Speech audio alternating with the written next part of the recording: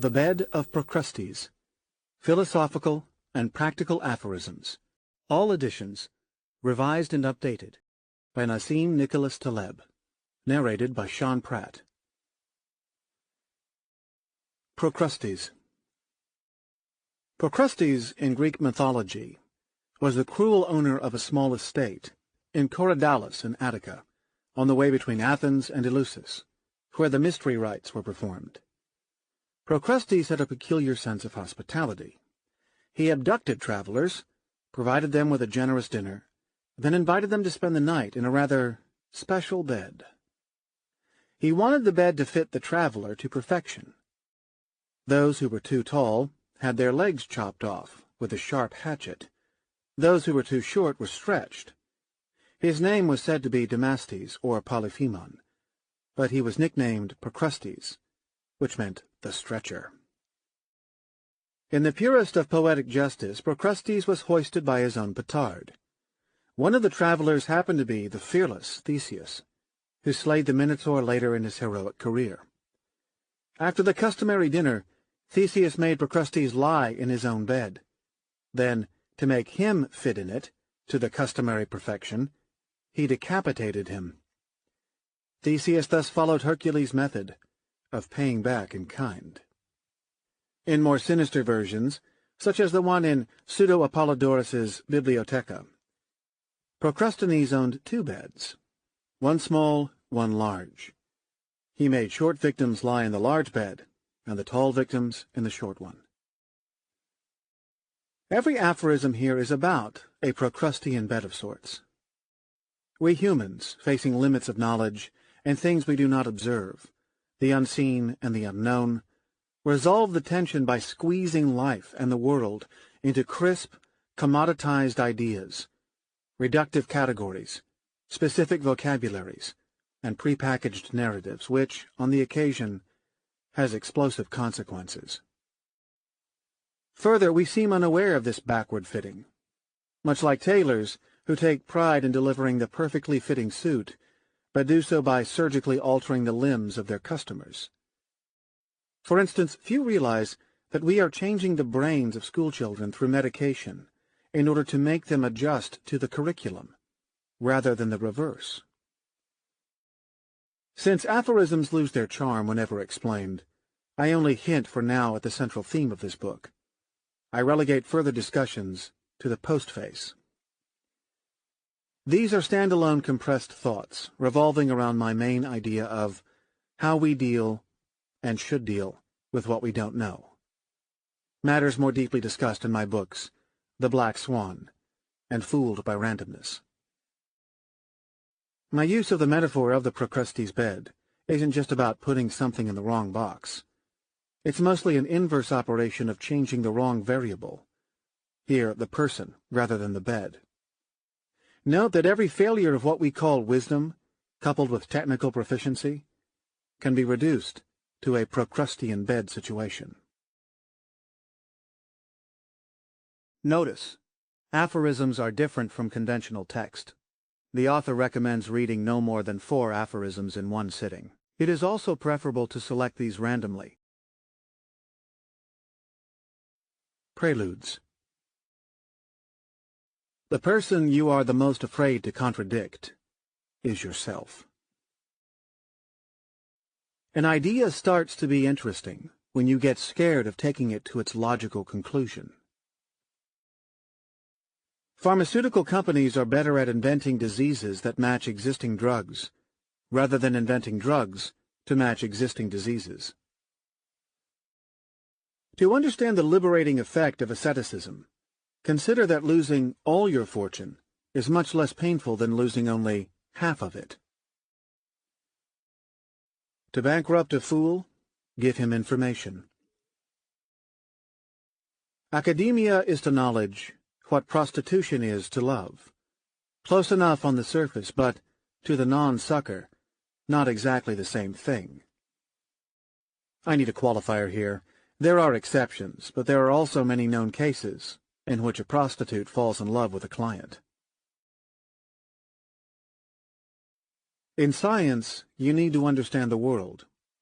In business, you need others to misunderstand it. I suspect that they put Socrates to death because there is something terribly unattractive, alienating, and non-human in thinking with too much clarity.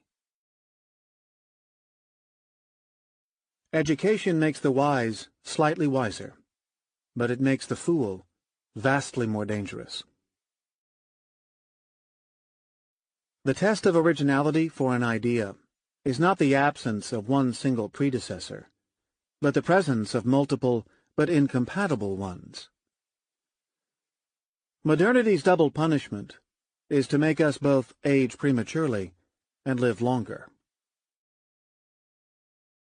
An erudite is someone who displays less than he knows.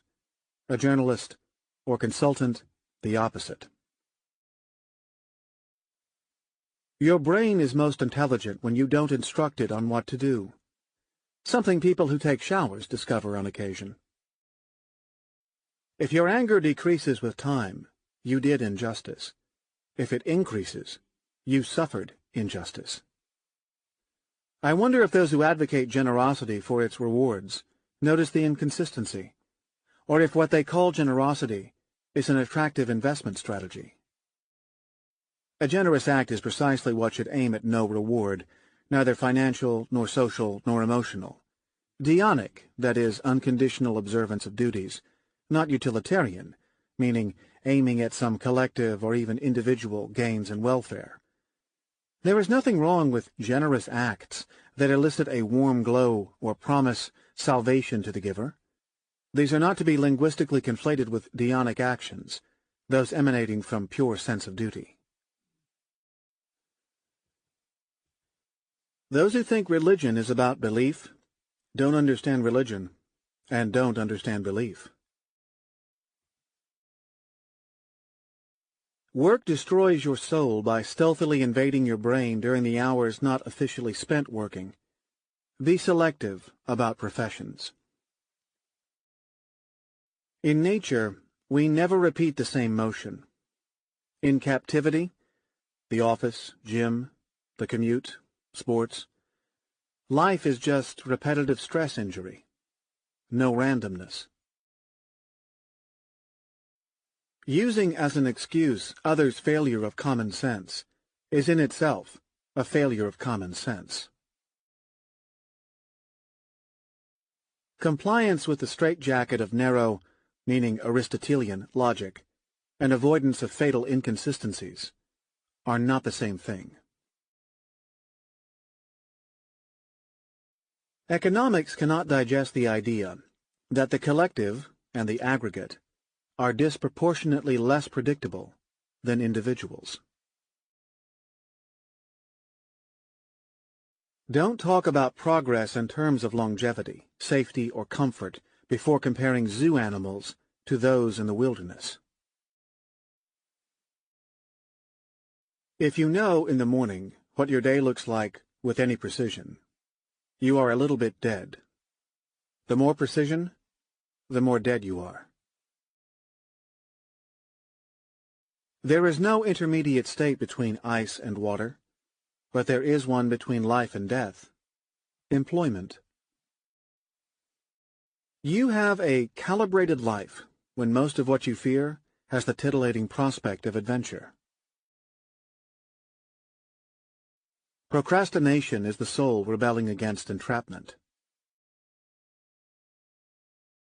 Nobody wants to be perfectly transparent, not to others, certainly not to himself. Counter-narratives. The best revenge on a liar is to convince him that you believe what he said. When we want to do something while unconsciously certain to fail, we seek advice so we can blame someone else for the failure. It is harder to say no when you really mean it than when you don't. Never say no twice if you mean it. Your reputation is harmed the most by what you say to defend it. The only objective definition of aging is when a person starts to talk about aging. They will envy you for your success, for your wealth, for your intelligence, for your looks, for your status, but rarely for your wisdom. Most of what they call humility is successfully disguised arrogance. If you want people to read a book, tell them it is overrated. You never win an argument until they attack your person. Nothing is more permanent than temporary arrangements, deficits, truces, and relationships, and nothing is more temporary than permanent ones. The most painful moments are not those we spend with uninteresting people. Rather, they are those spent with uninteresting people trying hard to be interesting. Hatred is love with a typo somewhere in the computer code. Correctable, but very hard to find. I wonder whether a bitter enemy would be jealous if he discovered that I hated someone else. The characteristic feature of the loser is to bemoan, in general terms, mankind's flaws, biases, contradictions, and irrationality, without exploiting them for fun and profit. The test of whether you really liked a book is if you reread it, and how many times. The test of whether you really liked someone's company is if you are ready to meet him again and again. The rest is spin, or that variety of sentiment now called self-esteem. We ask, why is he rich or poor? Not, why isn't he richer or poorer? Why is the crisis so deep? Not, why isn't it deeper?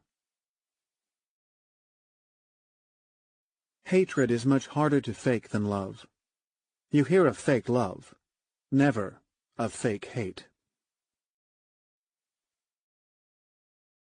The opposite of manliness isn't cowardice. It's technology. Usually what we call a good listener is someone with skillfully polished indifference.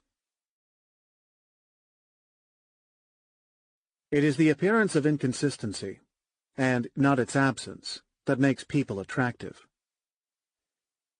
You remember emails you sent that were not answered better than emails that you did not answer. People reserve standard compliments for those who do not threaten their pride. The others they often praise by calling arrogant. Since Cato the Elder, a certain type of maturity has shown up when one starts blaming the new generation for shallowness and praising the previous one for its values. It is as difficult to avoid bugging others with advice on how to exercise and other health matters as it is to stick to an exercise schedule. By praising someone for his lack of defects, you are also implying his lack of virtues. When she shouts that what you did was unforgivable, she has already started to forgive you. Being unimaginative is only a problem when you are easily bored. We call narcissistic those individuals who behave as if they were the central residents of the world. Those who do exactly the same in a set of two we call lovers, or, better, blessed by love. Friendship that ends was never one. There was at least one sucker in it. Most people fear being without audio-visual stimulation because they are too repetitive when they think and imagine things on their own. Unrequited hate is vastly more diminishing for the self than unrequited love. You can't react by reciprocating. For the compassionate, sorrow is more easily displaced by another sorrow than by joy. Wisdom in the young is as unattractive as frivolity in the elderly. Some people are only funny when they try to be serious. It is difficult to stop the impulse to reveal secrets in conversation, as if information had the desire to live and the power to multiply.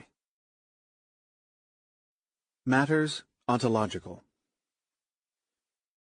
It is a very recent disease to mistake the unobserved for the non-existent, but some are plagued with the worst disease of mistaking the unobserved for the unobservable.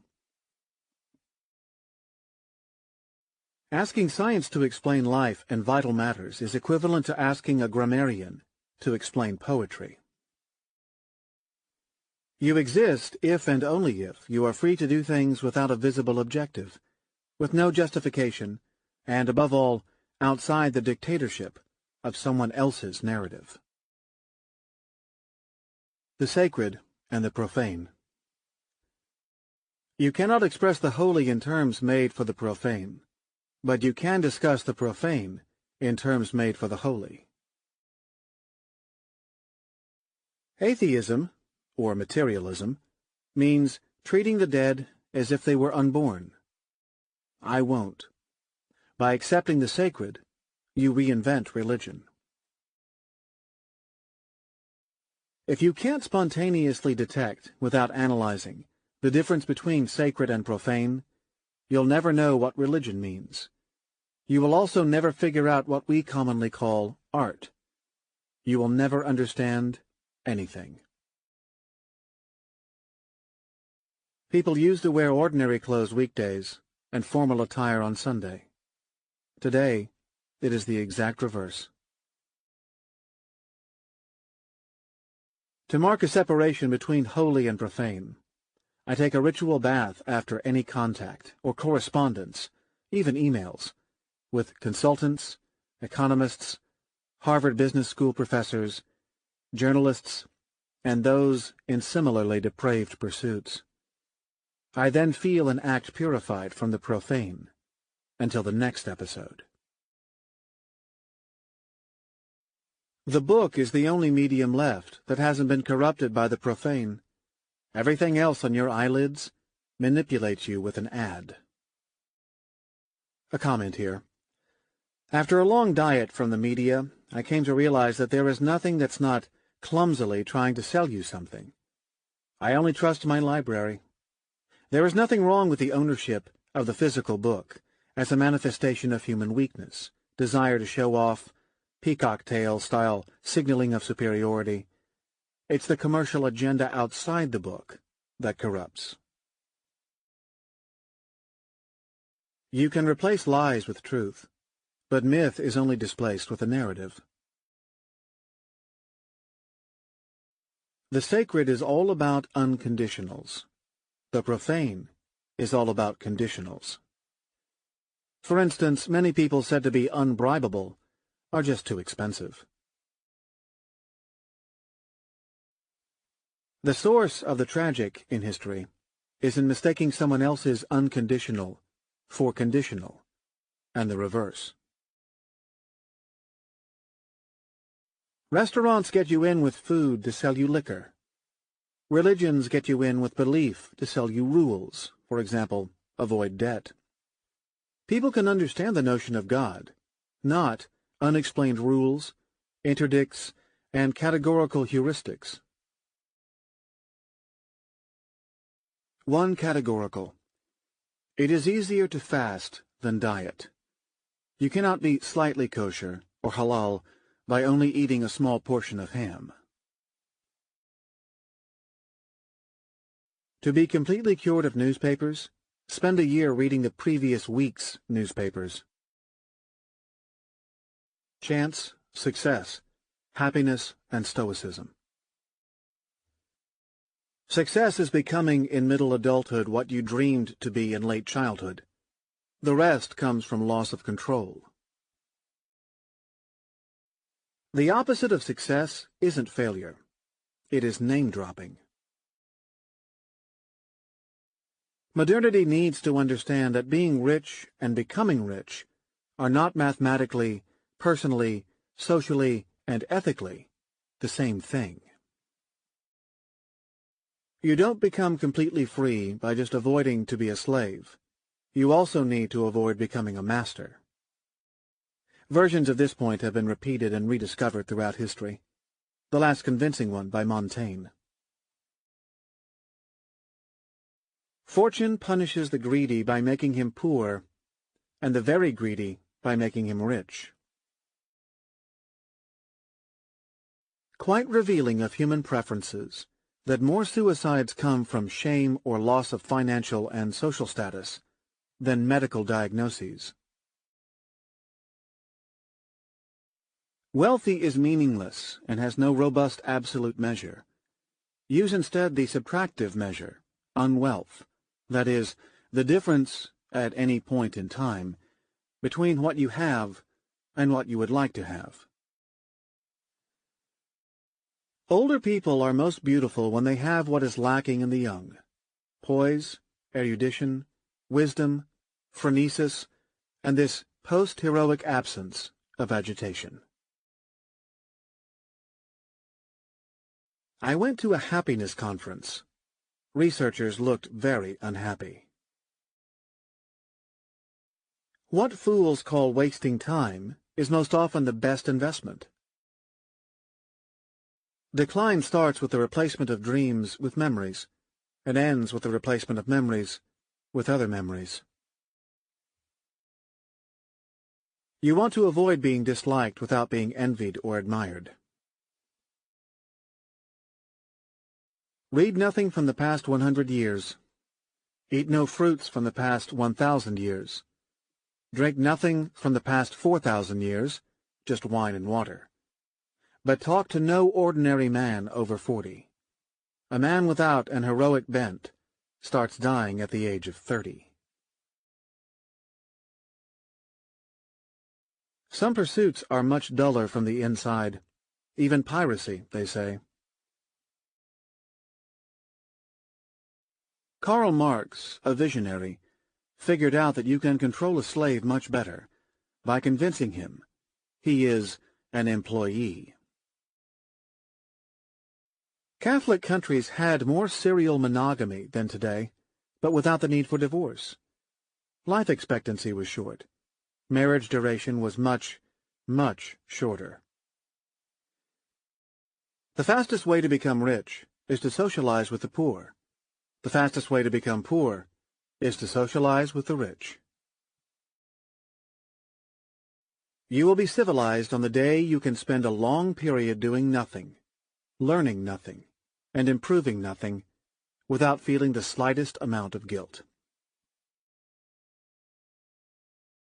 Someone who says, "I am busy," is either declaring incompetence and lack of control of his life, or trying to get rid of you.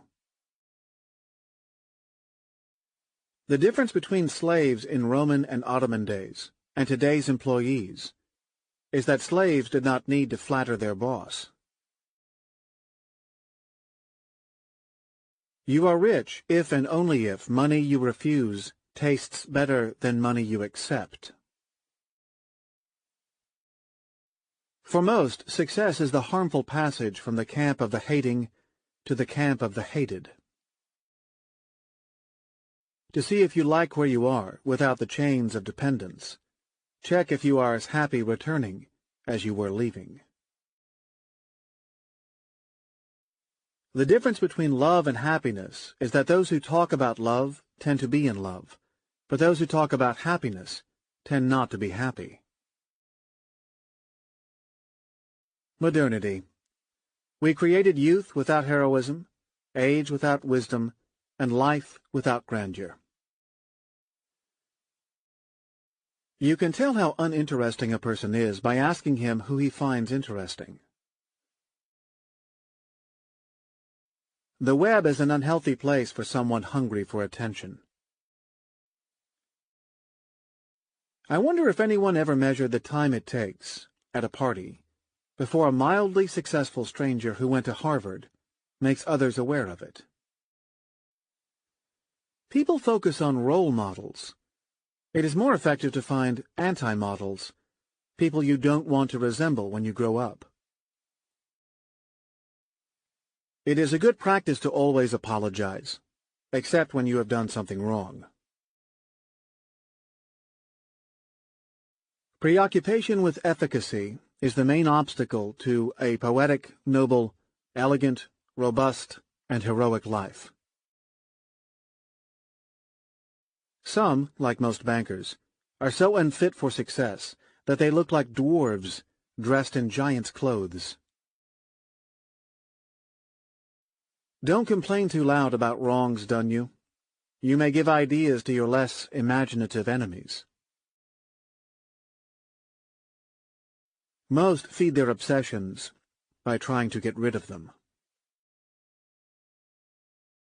It is as difficult to change someone's opinions as it is to change his tastes. I have the fondest memories of time spent in places called ugly, the most boring ones of places called scenic. Fitness is certainly the sign of strength. But outside of natural stimuli, the drive to acquire fitness can signal some deep, incurable weakness. Charm is the ability to insult people without offending them. Nerdiness, the reverse. Those who do not think that employment is systemic slavery are either blind or employed. They are born, then put in a box. They go home to live in a box. They study by ticking boxes. They go to what is called work in a box, where they sit in their cubicle box. They drive to the grocery store in a box, to buy food in a box. They go to the gym in a box, to sit in a box. They talk about thinking outside the box, and when they die they are put in a box. All boxes, Euclidean, geometrically smooth, boxes. Another definition of modernity. Conversations can be more and more completely reconstructed, with clips from other conversations taking place at the same time on the planet. The 20th century was the bankruptcy of the social utopia. The 21st will be that of the technological one. Efforts at building social, political, and medical utopias have caused nightmares. Many cures and techniques came from martial efforts. The web's connectedness creates a peculiar form of informational and pseudo-social promiscuity, which makes one feel clean after web rationing. In most debates, people seem to be trying to convince one another, but all they can hope for is new arguments to convince themselves. Charming and less charming sucker problems. The most depressing aspect of the lives of the couples you watch surreptitiously arguing in restaurants is that they are almost always unaware of the true subject of argument. It seems that it is the most unsuccessful people who give the most advice, particularly for writing and financial matters. Rumors are only valuable when they are denied. Over the long term, you are more likely to fool yourself than others. There are two types of people, those who try to win and those who try to win arguments. They are never the same. People usually apologize so they can do it again. Mathematics is to knowledge what an artificial hand is to the real one. Some amputate to replace. Modernity inflicts a sucker narrative on activities. Now we walk for exercise, not walk with no justification, for hidden reasons. Social media are severely antisocial. Health foods are empirically unhealthy. Knowledge workers are very ignorant, and social sciences aren't scientific at all.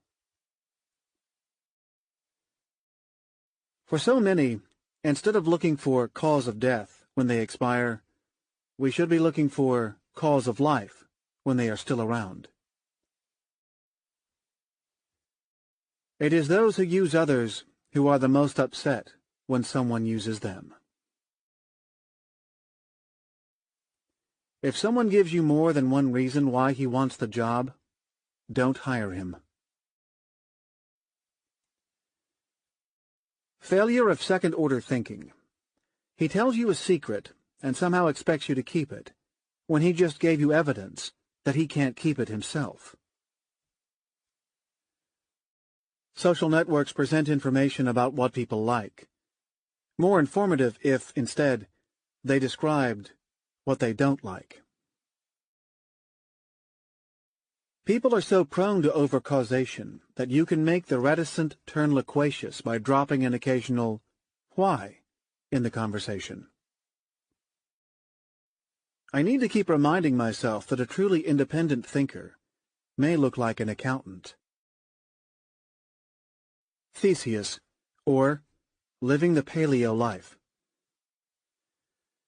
The three most harmful addictions are heroin, carbohydrates, and a monthly salary.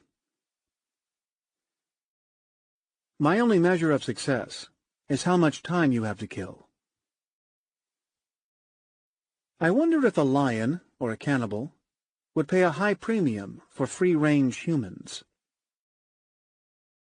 If you need to listen to music while walking, don't walk. And please, don't listen to music.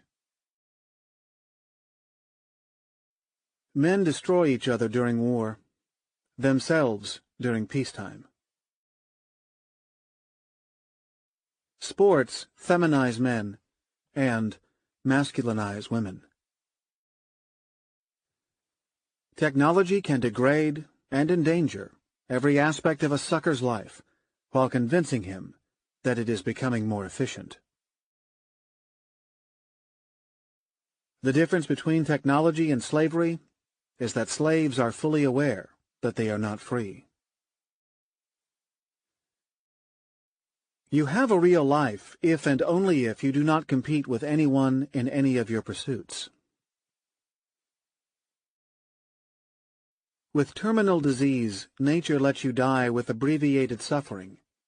Medicine lets you suffer with prolonged dying. We are satisfied with natural or old objects like vistas or classical paintings, but insatiable with technologies, amplifying small improvements in versions, obsessed about 2.0, caught in a mental treadmill. Only in recent history has working hard signaled pride rather than shame for lack of talent, finesse, and mostly sprezzatura. Their idea of the sabbatical is to work 6 days and rest for 1. My idea of the sabbatical is to work for part of a day and rest for 6. What they call play, the gym, travel, sports, looks like work. The harder they try, the more captive they are. Most modern efficiencies are deferred punishment. We are hunters. We are only truly alive in those moments when we improvise. No schedule, just small surprises and stimuli from the environment. For everything, use boredom in place of a clock as a biological wristwatch, though under constraints of politeness. Decomposition for most starts when they leave the free, social, and uncorrupted college life for the solitary confinement of professions and nuclear families. For a classicist, a competitive athlete is painful to look at. trying hard to become an animal rather than a man, he will never be as fast as a cheetah or as strong as an ox. Skills that transfer: street fights, off-path hiking, seduction, broad erudition. Skills that don't: school, games, sports, laboratory. What's reduced and organized. You exist in full if and only if your conversation or writings cannot be easily reconstructed with clips from other conversations. The English have random Mediterranean weather, but they go to Spain because their free hours aren't free. For most, work and what comes with it have the eroding effect of chronic injury. Technology is at its best when it is invisible. The difference between true life and modern life equals the one between a conversation and bilateral recitations. When I look at people on treadmills, I wonder how alpha lions, the strongest, expend the least amount of energy, sleeping 20 hours a day. Others hunt for them. Caesar pontem fecit. Literally, Caesar built a bridge, but the subtlety is that it can also suggest that he had a bridge built for him. Every social association that is not face-to-face is injurious to your health. The Republic of Letters. Writing is the art of repeating oneself without anyone noticing. Most people write so they can remember things. I write to forget. What they call philosophy, I call literature. What they call literature, I call journalism. What they call journalism, I call gossip. And what they call gossip, I call, generously, voyeurism. Writers are remembered for their best work, politicians for their worst mistakes, and businessmen are almost never remembered. Critics may appear to blame the author for not writing the book they wanted to read, but in truth they are blaming him for writing the book they wanted, but were unable to write. Literature is not about promoting qualities, rather airbrushing your defects. For pleasure, read 1 chapter by Nabokov. For punishment, 2. There is a distinction between expressive hypochondria and literature, just as there is one between self-help and philosophy. You need to keep reminding yourself of the obvious. Charm lies in the unsaid, the unwritten, and the undisplayed. It takes mastery to control silence. No author should be considered as having failed until he starts teaching others about writing. Hard science gives sensational results with a horribly boring process. Philosophy gives boring results with a sensational process.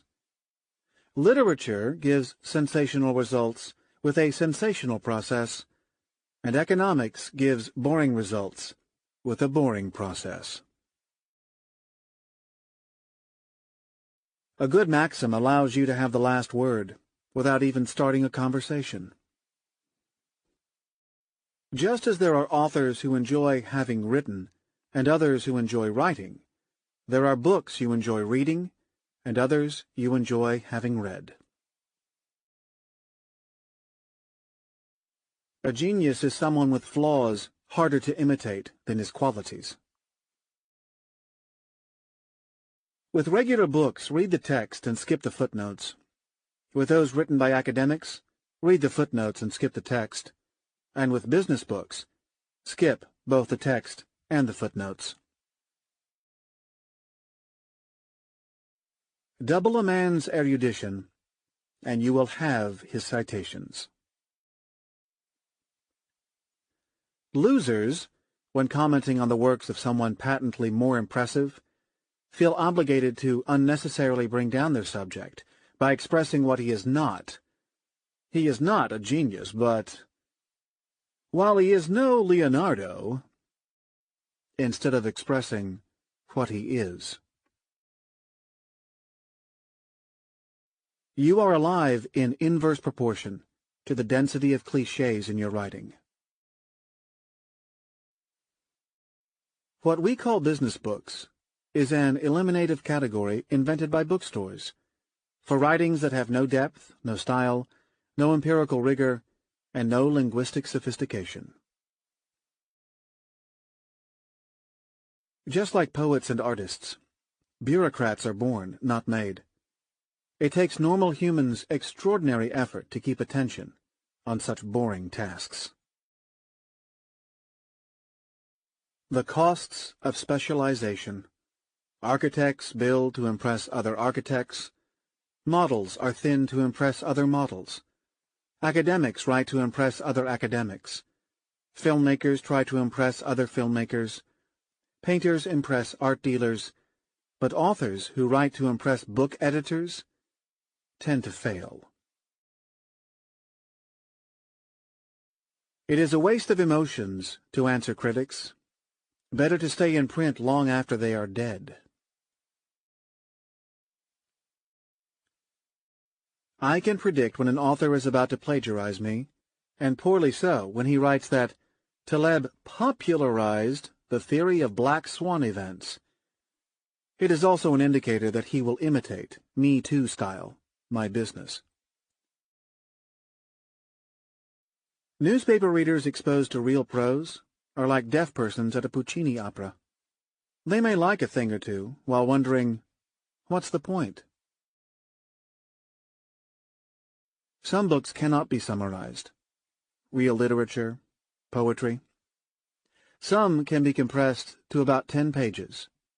The majority to 0 pages. The exponential information age is like a verbally incontinent person. He talks more and more as fewer and fewer people listen. What we call fiction is, when you look deep, much less fictional than non-fiction, but it is usually less imaginative. It's much harder to write a book review for a book you've read than for a book you haven't read. Most so-called writers keep writing and writing with the hope to, someday, find something to say. Today we mostly face the choice between those who write clearly about a subject they don't understand and those who write poorly about a subject they don't understand. The information-rich Dark Ages. In 2010, 600,000 books were published, just in English, with few memorable quotes. Circa AD 0, a handful of books were written. In spite of the few that survived, there are loads of quotes. In the past, most were ignorant. 1 in 1,000 were refined enough to talk to. Today, literacy is higher, but thanks to progress, the media, and finance, only 1 in 10,000. We are better at involuntarily doing out of the box than voluntarily thinking out of the box. Half of suckerhood is not realizing that what you don't like might be loved by someone else, hence by you later, and the reverse. It is much less dangerous to think like a man of action than to act like a man of thought. Literature comes alive when covering up vices, defects, weaknesses, and confusions. It dies with every trace of preaching. The universal and the particular. What I learned on my own, I still remember. Regular minds find similarities in stories and situations. Finer minds detect differences. To grasp the difference between universal and particular, consider that some dress better to impress a single specific person than an entire crowd. We unwittingly amplify commonalities with friends, dissimilarities with strangers, and contrasts with enemies. Many are so unoriginal, they study history to find mistakes to repeat. There is nothing deemed harmful in general that cannot be beneficial in some particular instances, and nothing deemed beneficial that cannot harm you in some circumstances. The more complex the system, the weaker the notion of universal. The fool generalizes the particular. The nerd particularizes the general. Some do both, and the wise does neither. You want to be yourself, idiosyncratic. The collective, meaning school, rules, jobs, technology, wants you generic, to the point of castration. True love is the complete victory of the particular over the general, and the unconditional over the conditional. Fooled by randomness. Unless we manipulate our surroundings, we have as little control over what and whom we think about as we do over the muscles of our hearts. Corollary to Moore's law. Every 10 years, collective wisdom degrades by half. Moore's law stipulates that computational power doubles every 18 months. Never rid anyone of an illusion unless you can replace it in his mind with another illusion. But don't work too hard on it. The replacement illusion doesn't even have to be more convincing than the initial one.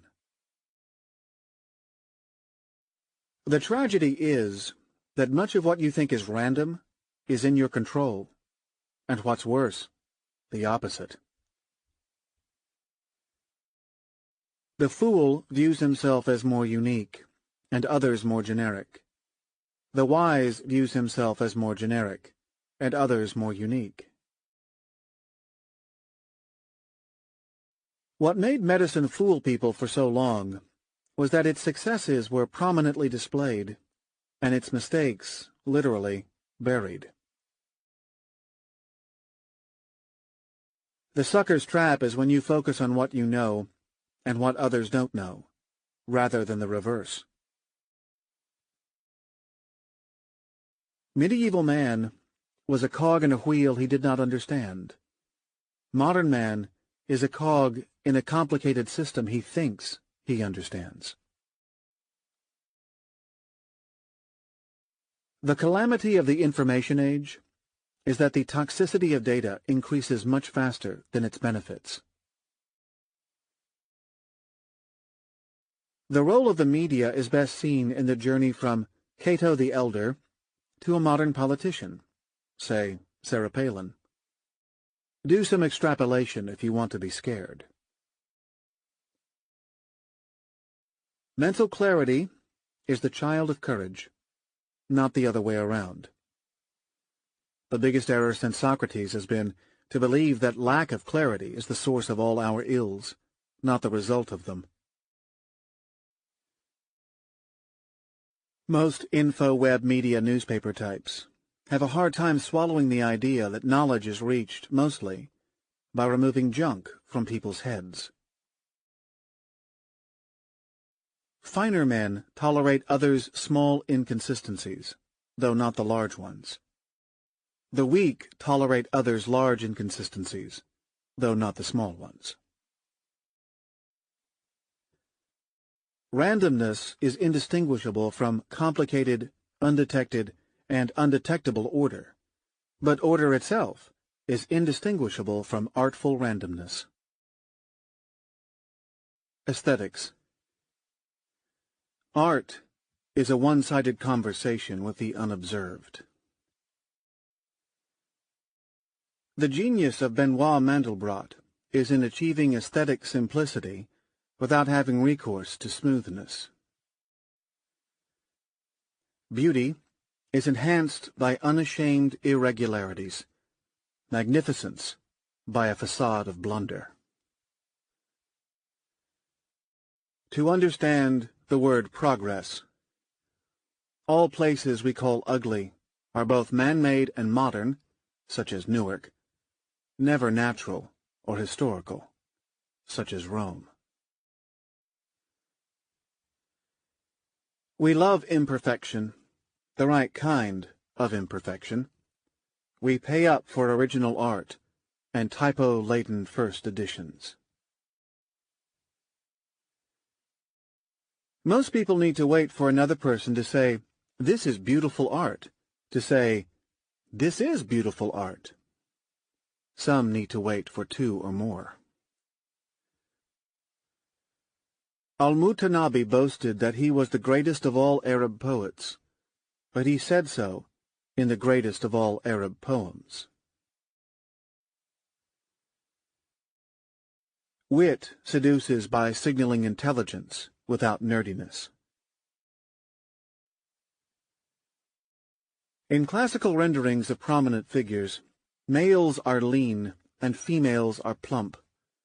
In modern photographs, the opposite. Just as no monkey is as good-looking as the ugliest of humans, no academic is worthier than the worst of the creators. If you want to annoy a poet, explain his poetry. Ethics. If you find any reason why you and someone are friends, you are not friends.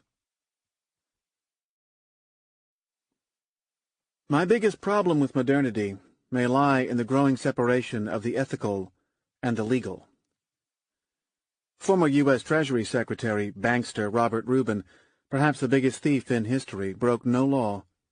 The difference between legal and ethical increases in a complex system, then blows it up. Life's beauty. The kindest act toward you in your life may come from an outsider, not interested in reciprocation. The flip side, the worst pain inflicted on you will come from someone who at some point in your life cared about you. We are most motivated to help those who need us the least. To value a person, consider the difference between how impressive he or she was at the first encounter and the most recent one. Meditation is a way to be narcissistic without hurting anyone. True humility is when you can surprise yourself more than others. The rest is either shyness or good marketing. We find it to be in extremely bad taste for individuals to boast of their accomplishments, but when countries do so, we call it national pride. You can only convince people who think they can benefit from being convinced. Greatness starts with the replacement of hatred with polite disdain. Trust people who make a living lying down or standing up more than those who do so sitting down. The tragedy of virtue is that the more obvious, boring, unoriginal, and sermonizing the proverb, the harder it is to implement. Even the cheapest misers can be generous with advice. If you lie to me, keep lying. Don't hurt me by suddenly telling the truth. Don't trust a man who needs an income, except if it is minimum wage. those in corporate captivity would do anything to feed a family. You may outlive your strength, never your wisdom. Weak men act to satisfy their needs, stronger men their duties. Religions and ethics have evolved from promising heaven if you do good, to promising heaven while you do good, to making you promise to do good. Avoid calling heroes those who had no other choice. There are those who will thank you for what you gave them, and others who will blame you for what you did not give them. Ethical man accords his profession to his beliefs, instead of according his beliefs to his profession. This has been rarer and rarer since the Middle Ages. I trust everyone except those who tell me they are trustworthy. People often need to suspend their self-promotion and have someone in their lives they do not need to impress. This explains dog ownership. Pure generosity is when you help the ingrate. Every other form is self-serving. I wonder if crooks can conceive that honest people can be shrewder than they. In Proust there is a character, Morel, who demonizes Nassim Bernard, a Jew who lent him money, and becomes anti-Semitic just so he can escape the feeling of gratitude.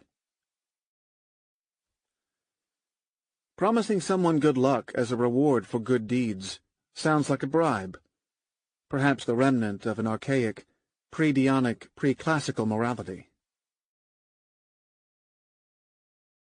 The difference between magnificence and arrogance is in what one does when nobody is looking. The nation-state, apartheid without political incorrectness. In a crowd of 100, 50% of the wealth, 90% of the imagination, and 100% of the intellectual courage will reside in a single person, not necessarily the same one. Just as dyed hair makes older men less attractive, it is what you do to hide your weaknesses that makes them repugnant. For soldiers, we use the term mercenary, but we absolve employees of responsibility with, everybody needs to make a living. English does not distinguish between arrogant up, that is, irreverence toward the temporarily powerful, and arrogant down, that is, directed at the small guy. Someone from your social class who becomes poor affects you more than thousands of starving ones outside of it. Robustness and fragility. You are only secure if you can lose your fortune without the additional worse insult of having to become humble. My great-great-great-great-great-grandfather's rule. To test someone's robustness to reputational errors, ask a man in front of an audience if he is still doing poorly, or if he is still losing money, and watch his reaction. Robustness is progress without impatience. When conflicted between two choices, take neither. Nation-states like war. City-states like commerce. Families like stability, and individuals like entertainment. Robust is when you care more about the few who like your work than the multitude who dislike it. For example, artists. Fragile, when you care more about the few who dislike your work than the multitude who like it. For example, politicians.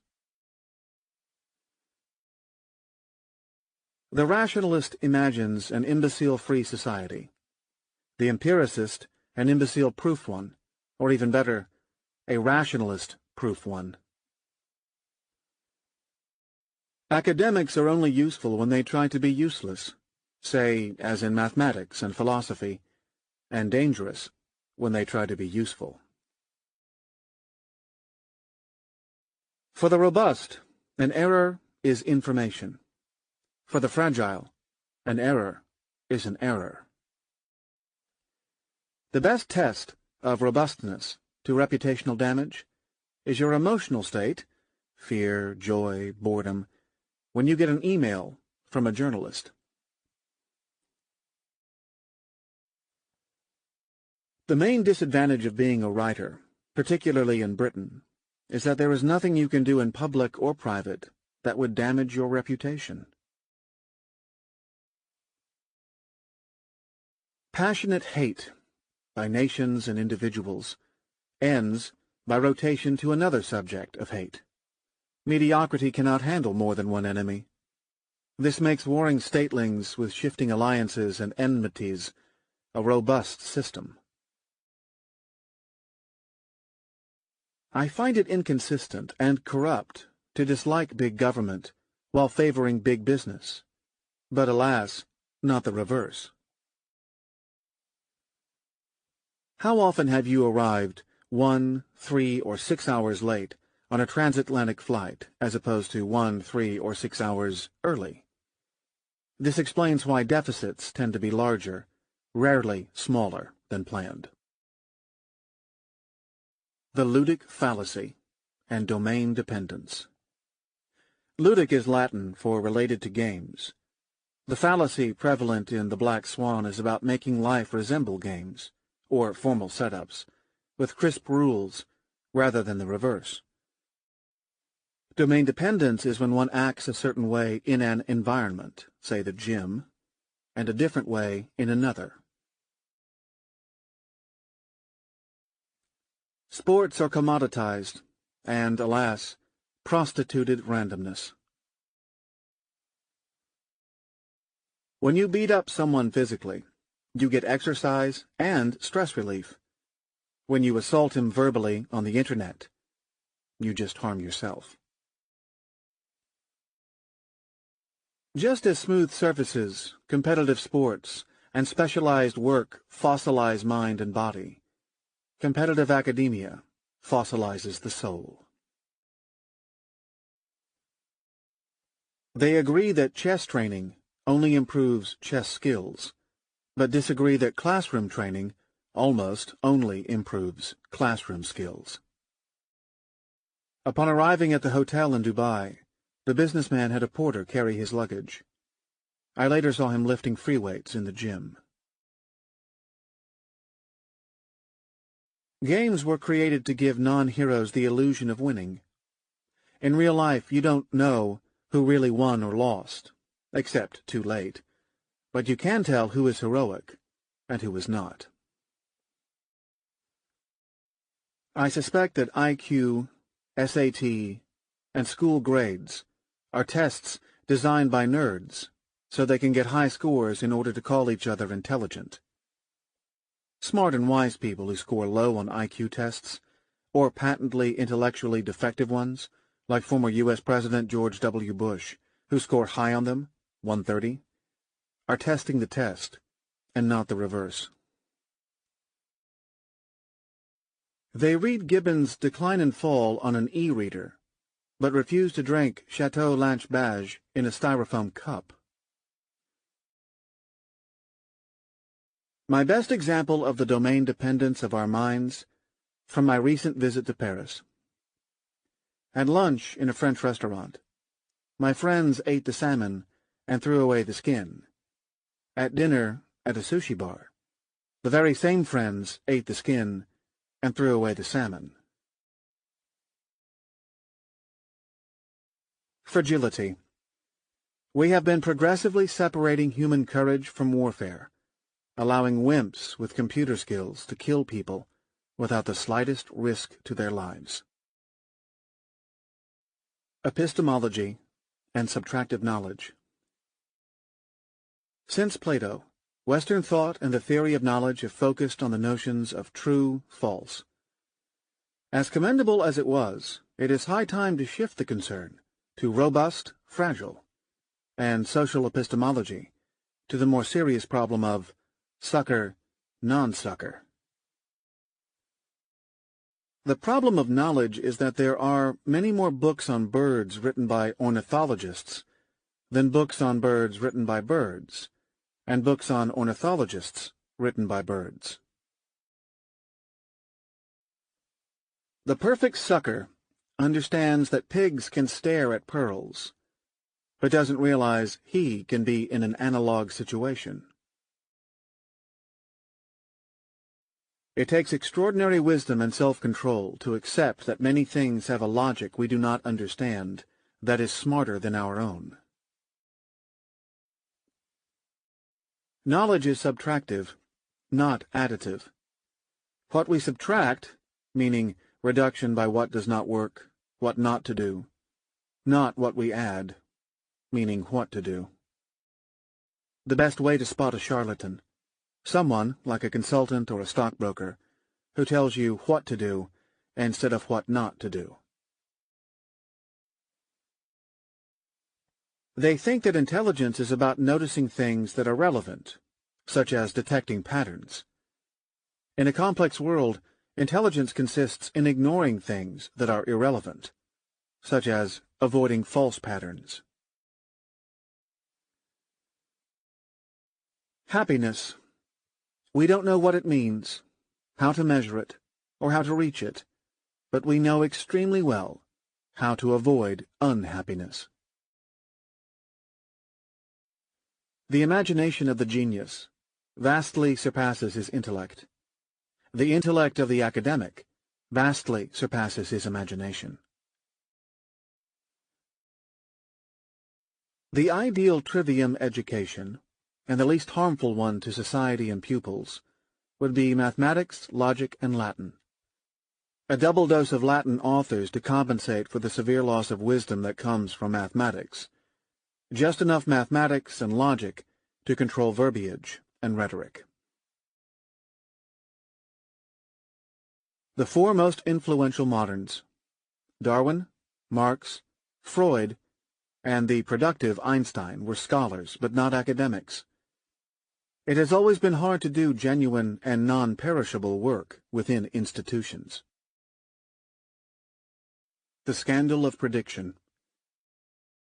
A prophet is not someone with special visions, just someone blind to most of what others see.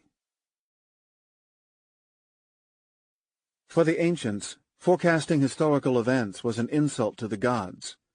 For me, it is an insult to man. That is, for some, to science. The ancients knew very well that the only way to understand events was to cause them. Anyone voicing a forecast or expressing an opinion without something at risk has some element of phoniness. Unless he risks going down with the ship, this would be like watching an adventure movie.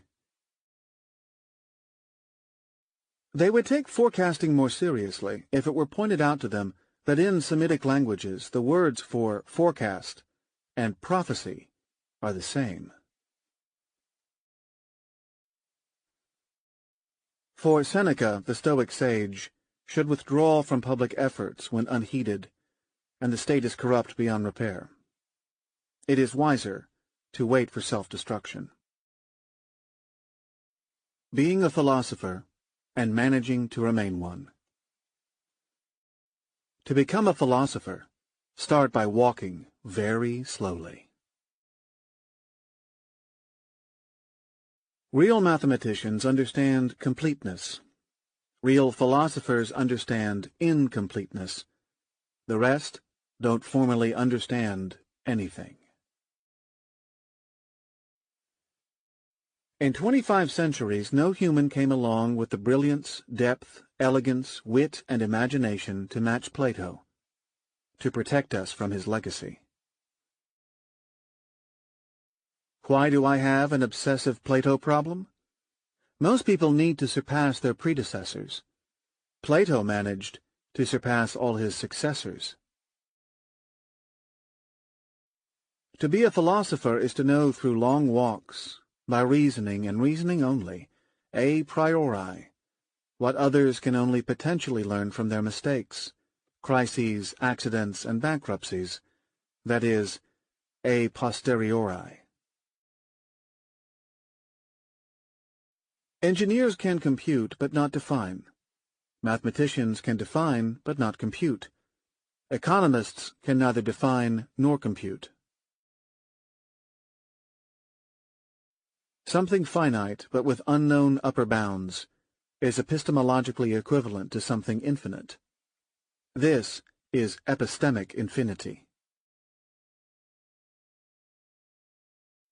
Conscious ignorance, if you can practice it, expands your world. It can make things infinite. For the classics, philosophical insight was the product of a life of leisure. For me, a life of leisure is the product of philosophical insight. It takes a lot of intellect and confidence to accept that what makes sense doesn't really make sense. A theological Procrustean bed. For the Orthodox, since Gregory Palamas, and for the Arabs, since Al-Ghazal, attempts to define God using the language of philosophical universals were a rationalist mistake. I am still waiting for a modern to take notice. Saying the mathematics of uncertainty is like saying the chastity of sex.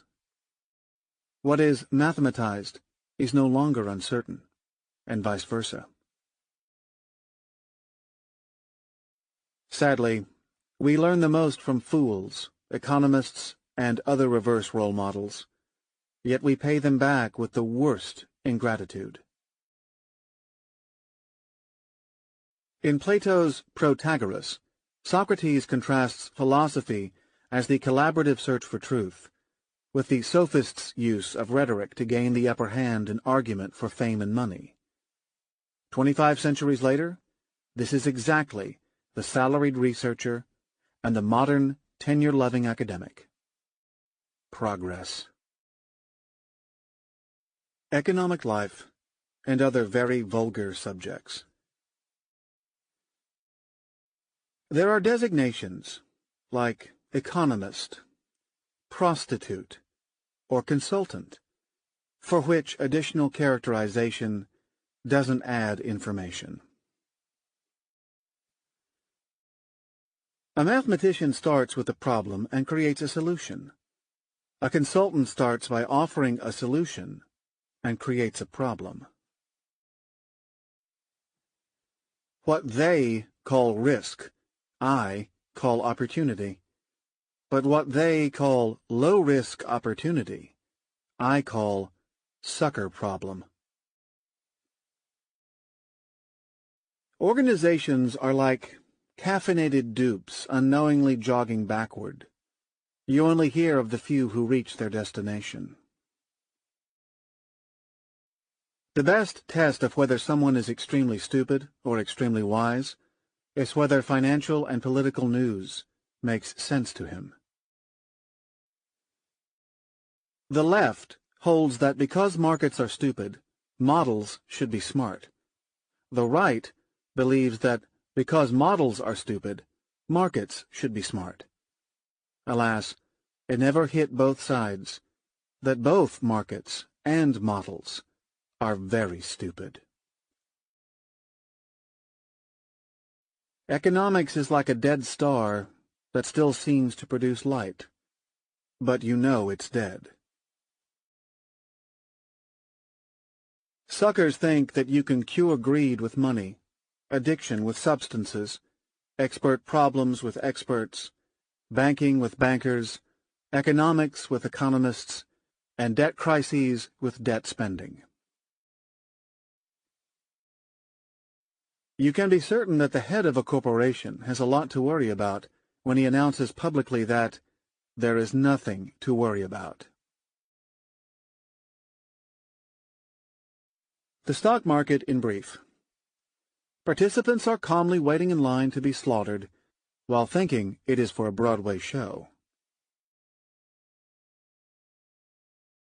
The main difference between government bailouts and smoking is that in some rare cases the statement, "This is my last cigarette," holds true.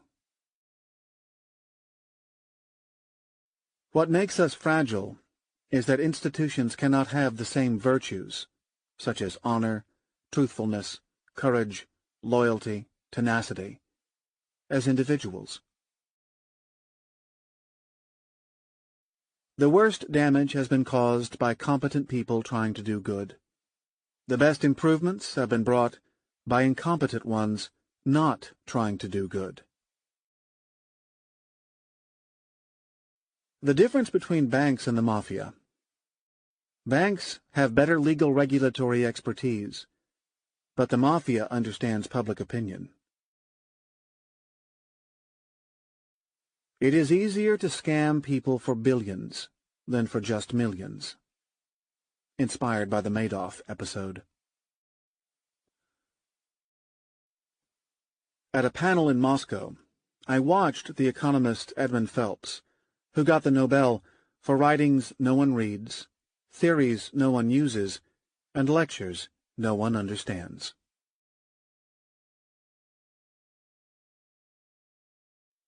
One of the failures of scientific approximation in the nonlinear domain comes from the inconvenient fact that the average of expectations is different from the expectation of averages.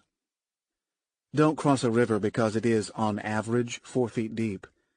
This is also known as Jensen's inequality. Journalists are reverse aphorisms. My statement, "You need skills to get a BMW, skills plus luck to become Warren Buffett," was summarized as, "Taleb says Buffett has no skills." The curious mind embraces science, the gifted and sensitive, the arts, the practical, business. The leftover becomes an economist. Public companies, like human cells, are programmed for apoptosis, suicide through debt and hidden risks. Bailouts invest the process with an historical dimension. In poor countries, officials receive explicit bribes. In D.C., they get the sophisticated, implicit, unspoken promise to work for large corporations. Fate is at its cruelest when a banker ends up in poverty. We should make students recompute their GPAs by counting their grades in finance and economics backward. The agency problem drives every company, thanks to the buildup of hidden risks, to maximum fragility. In politics, we face the choice between warmongering, nation-state-loving, big business agents on the one hand, and risk-blind, top-down, epistemic, arrogant big servants of large employers on the other. But we have a choice. The sage, the weak, and the magnificent. In Aristotle's Nicomachean Ethics, the megalosychos, which I translate as the magnificent, is the great-souled, who thinks of himself as worthy of great things, and aware of his own position in life, abides by a certain system of ethics that excludes pettiness. This notion of great soul, though displaced by Christian ethics advocating humility, remains present in Levantine culture, with the literal kabir al-nafs. Among other attributes, the magnificent walks slowly. Mediocre men tend to be outraged by small insults, but passive, subdued, and silent in front of very large ones. The only definition of an alpha male. If you try to be an alpha male, you will never be one. Those who have nothing to prove never say that they have nothing to prove. The weak shows his strength and hides his weaknesses. The magnificent exhibits his weaknesses like ornaments. How superb to become wise without being boring. How sad to be boring without being wise. Thought of while looking at Federal Reserve Chairman Ben Bernanke. The traits I respect are erudition and the courage to stand up when half men are afraid for their reputation. Any idiot can be intelligent. The mediocre regret their words more than their silence. Finer men regret their silence more than their words. The magnificent has nothing to regret. Regular men are a certain varying number of meals away from lying, stealing, killing, or even working as forecasters for the Federal Reserve in Washington. Never the magnificent. I had to read Aristotle's Nicomachean Ethics, book number 4, 10 times before realizing that he didn't say explicitly, but knew, the magnificent, that is, the megalopsychos, is all about unconditionals. Social science means inventing a certain brand of human we can understand. When expressing good luck to appear, the weak wishes the opposite. The strong is mildly indifferent, but only the magnificent means it. In the past, only some of the males, but all of the females, were able to procreate. Equality is more natural for females. The magnificent believes half of what he hears and twice what he says. A verbal threat is the most authentic certificate of impotence.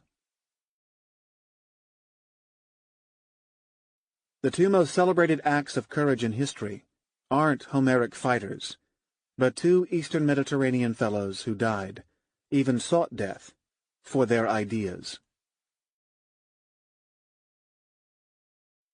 The weak cannot be good, or perhaps he can only be good within an exhaustive and overreaching legal system. By all means, avoid words. Threats, complaints, justification, narratives, reframing, attempts to win arguments, supplications. Avoid words. According to Lucian of Samosata, the philosopher Demonix stopped a Spartan from beating his servant. "You are making him your equal," he said. The classical man's worst fear was inglorious death. The modern man's worst fear is just death. The implicit and the explicit. You know you have influence when people start noticing your absence more than the presence of others. You are guaranteed a repetition when you hear the declaration, "Never again." Some reticent people use silence to conceal their intelligence, but most do so to hide the lack of it. When someone says, "I am not that stupid," it often means that he is more stupid than he thinks. Bad-mouthing is the only genuine, never faked expression of admiration. When a woman says about a man that he is intelligent, she often means handsome. When a man says about a woman that she is dumb, he always means attractive. What organized dating sites fail to understand is that people are far more interesting in what they don't say about themselves. For company, you often prefer those who find you interesting, over those you find interesting. The Internet broke the private-public wall. Impulsive and inelegant utterances that used to be kept private are now available for literal interpretation. One of the problems with social networks is that it is getting harder and harder for others to complain about you behind your back. You can be certain that a person has the means, but not the will to help you, when he says, "There is nothing else I can do." And you can be certain that a person has neither means nor will to help you, when he says, "I am here to help." We expect places and products to be less attractive than in marketing brochures, but we never forgive humans for being worse than their first impressions. When someone starts a sentence with "simply," you should expect to hear something very complicated. Half the people lie with their lips, the other half with their tears. On the varieties of love and non-love. At any stage, humans can thirst for money, knowledge, or love. Sometimes for two, never for three. Love without sacrifice is like theft. Marriage is the institutional process of feminizing men and feminizing women. There are men who surround themselves with women and seek wealth for ostentation, others who do so mostly for consumption. They are rarely the same. Outside of friendship and love, it is very hard to find situations with bilateral, two-way suckers. I attended a symposium, an event named after a 5th century BC Athenian drinking party, in which non-nerds talked about love. Alas, there was no drinking, and mercifully, nobody talked about love. You will get the most attention from those who hate you. No friend, no admirer, and no partner will flatter you with as much curiosity.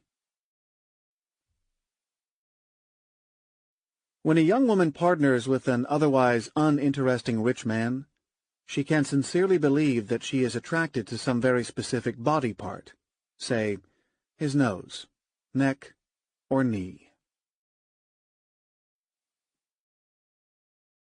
A good foe is far more loyal, far more predictable, and, to the clever, far more useful than the most valuable admirer. If my detractors knew me better, they would hate me even more. The end. Platonic minds expect life to be like film, with defined terminal endings. Aplatonic ones expect film to be like life, and except for a few irreversible conditions, such as death, distrust the terminal nature of all human declared endings. Postface.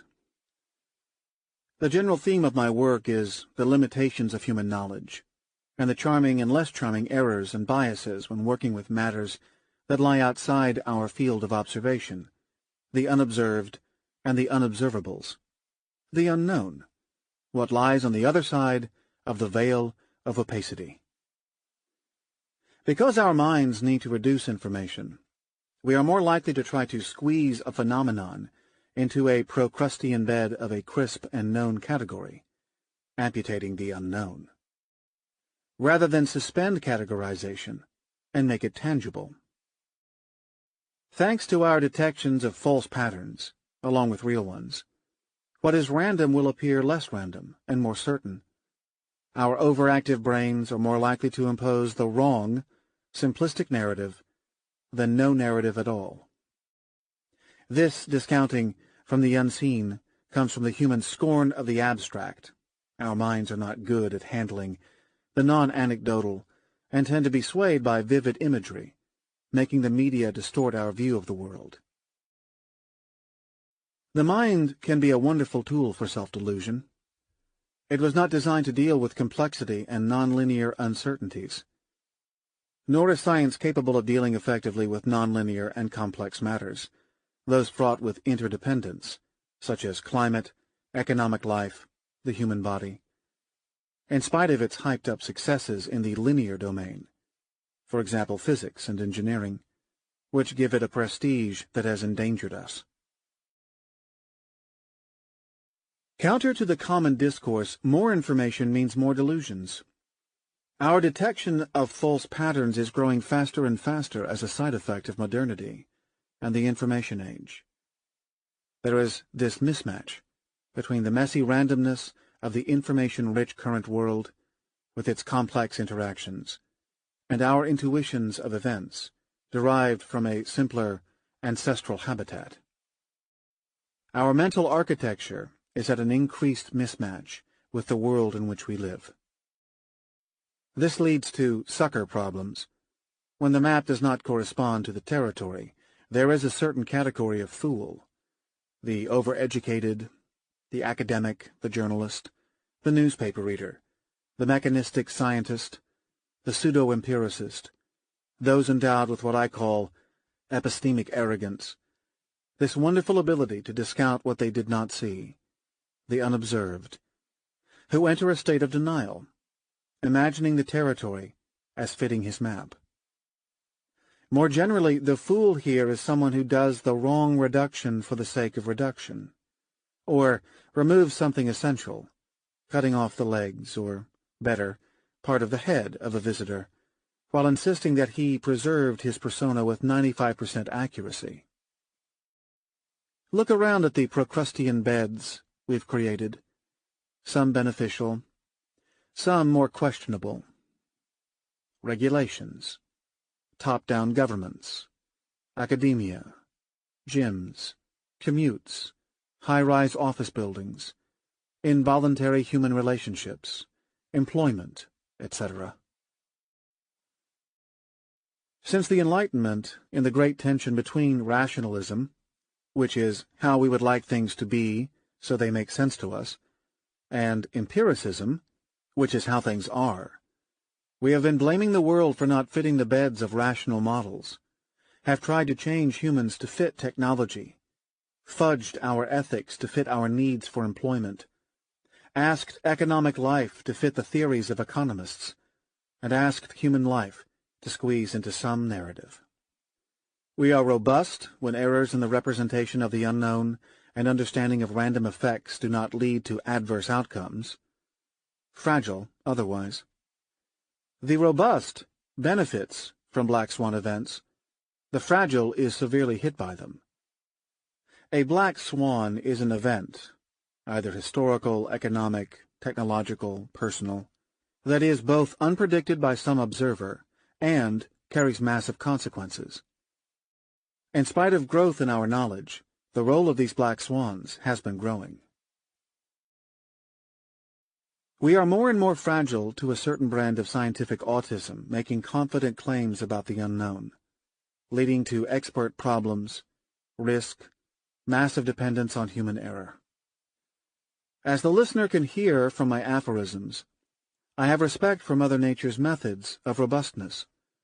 Billions of years allow most of what is fragile to break. Classical thought is more robust, in its respect for the unknown, the epistemic humility, than the modern post-Enlightenment, naive, pseudo-scientific autism. Thus my classical values make me advocate the triplet of erudition, elegance, and courage, against modernity's phoniness, nerdiness, and philistinism. Many Philistines reduce my ideas to an opposition to technology, when in fact I am opposing the naive blindness to its side effects, the fragility criterion. I'd rather be unconditional about ethics and conditional about technology than the reverse. Art is robust.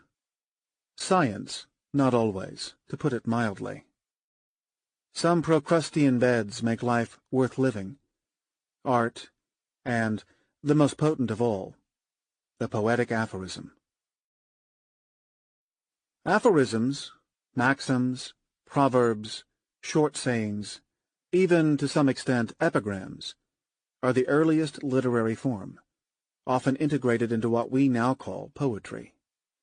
They carry the cognitive compactness of the soundbite, though both more potent and more elegant than today's down-market version, with some show of bravado in the ability of the author to compress powerful ideas in a handful of words, particularly in an oral format. Indeed, it had to be bravado because the Arabic word for an improvised one-liner is act of manliness, though such a notion of manliness is less gender-driven than it sounds and can be equally translated as the skills of being human. Virtue has the same roots in Latin, vir meaning man. As if those who could produce powerful thoughts in such a way were invested with talismanic powers. This mode is at the center of the Levantine soul and the broader Eastern Mediterranean. When God spoke to the Semites, he spoke in very short poetic sentences, usually through the mouths of prophets. Consider the Scriptures, more particularly the books of Proverbs and Ecclesiastes. Islam's holy book, the Quran, is a collection of concentrated aphorisms, and the format has been adopted for synthetic literary prophecies. Nietzsche's Zarathustra, or more recently, my compatriot from a neighboring and warring village in northern Lebanon, Khalil Gibran, the author of The Prophet. Outside of what we now call religion, take the aphorisms of Heraclitus and Hippocrates, the works of Publilius Syrus, a Syrian slave who owed his freedom to his eloquence, expressed in his Sententiae, potent one-line poems that echo in the maxims of La Rochefoucauld, and the poetry of the poet who is broadly considered the greatest of all Arab poets, al-Mutanabi. Aphorisms as standalone sentences have been used for exposition, for religious text, for advice to a grandchild by a Levantine grandmother, for boasting. As I said earlier, in an aphorism, al-Mutanabi used them to tell us, convincingly, that he was the greatest Arab poet. For satires, by Martial, Aesop, al-Ma'ari, by the moralists, by Vaughnagot, La Rochefoucauld, La Bruyère, Chamfort, to expose opaque philosophy, by Wittgenstein. Relatively clearer ones, like Schopenhauer, Nietzsche, Cioran, or crystal-clear ideas, like Pascal. You never have to explain an aphorism. Like poetry, this is something that the reader needs to deal with by himself. There are bland aphorisms, the platitudinous ones harboring important truths that you had thought about before, the kind that make intelligent people recoil at Gibran's The Prophet. Pleasant ones, those you never thought about but trigger in you the aha of an important discovery, such as those in La Rochefoucauld. But the best are those you did not think about before, and for which it takes you more than one reading to realize that they are important truths, particularly when the silent character of the truth in them is so powerful that they are forgotten as soon as read.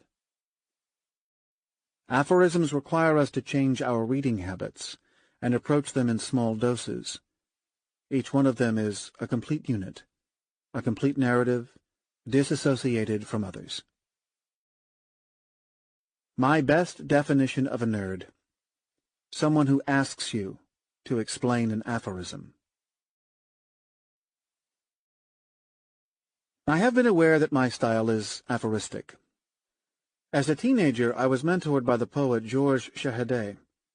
His poetry reads like proverbs, who predicted that I would see the light and grow up to make a career in poetry, once I got this ideas business out of my system. More recently, readers have triggered numerous copyright alerts by posting quotes from my books on the web, but I had never thought of re-expressing my ideas, or rather, my central idea about the limits of knowledge, in such a way until I realized that these sentences come naturally to me, almost involuntarily, in an eerie way, particularly when walking slowly, or when freeing up my mind to do nothing, or nothing effortful.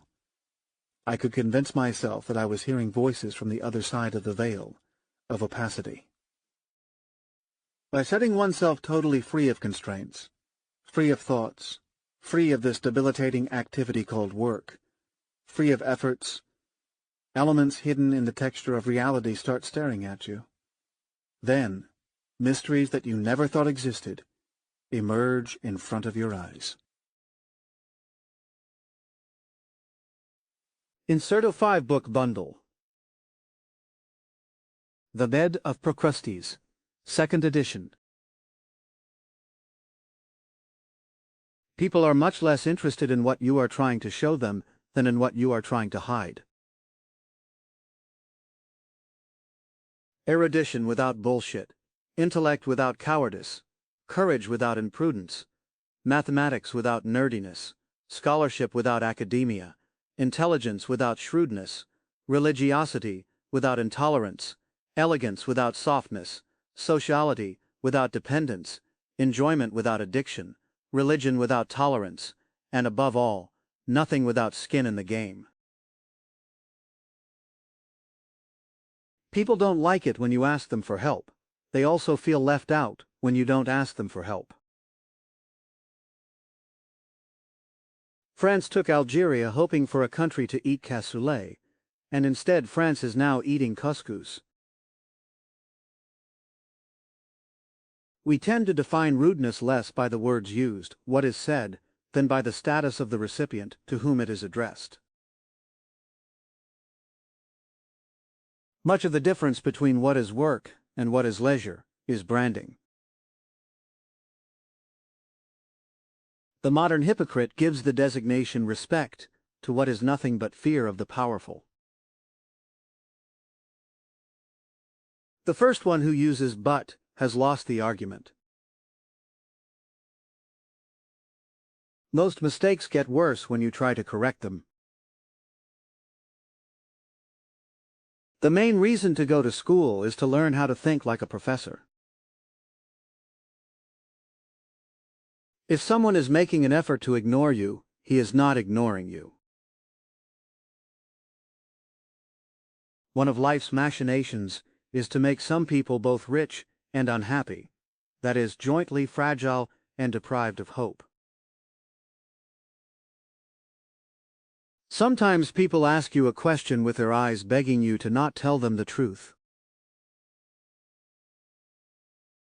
In your prayers, substitute "protect us from evil" with "protect us from those who improve things for a salary."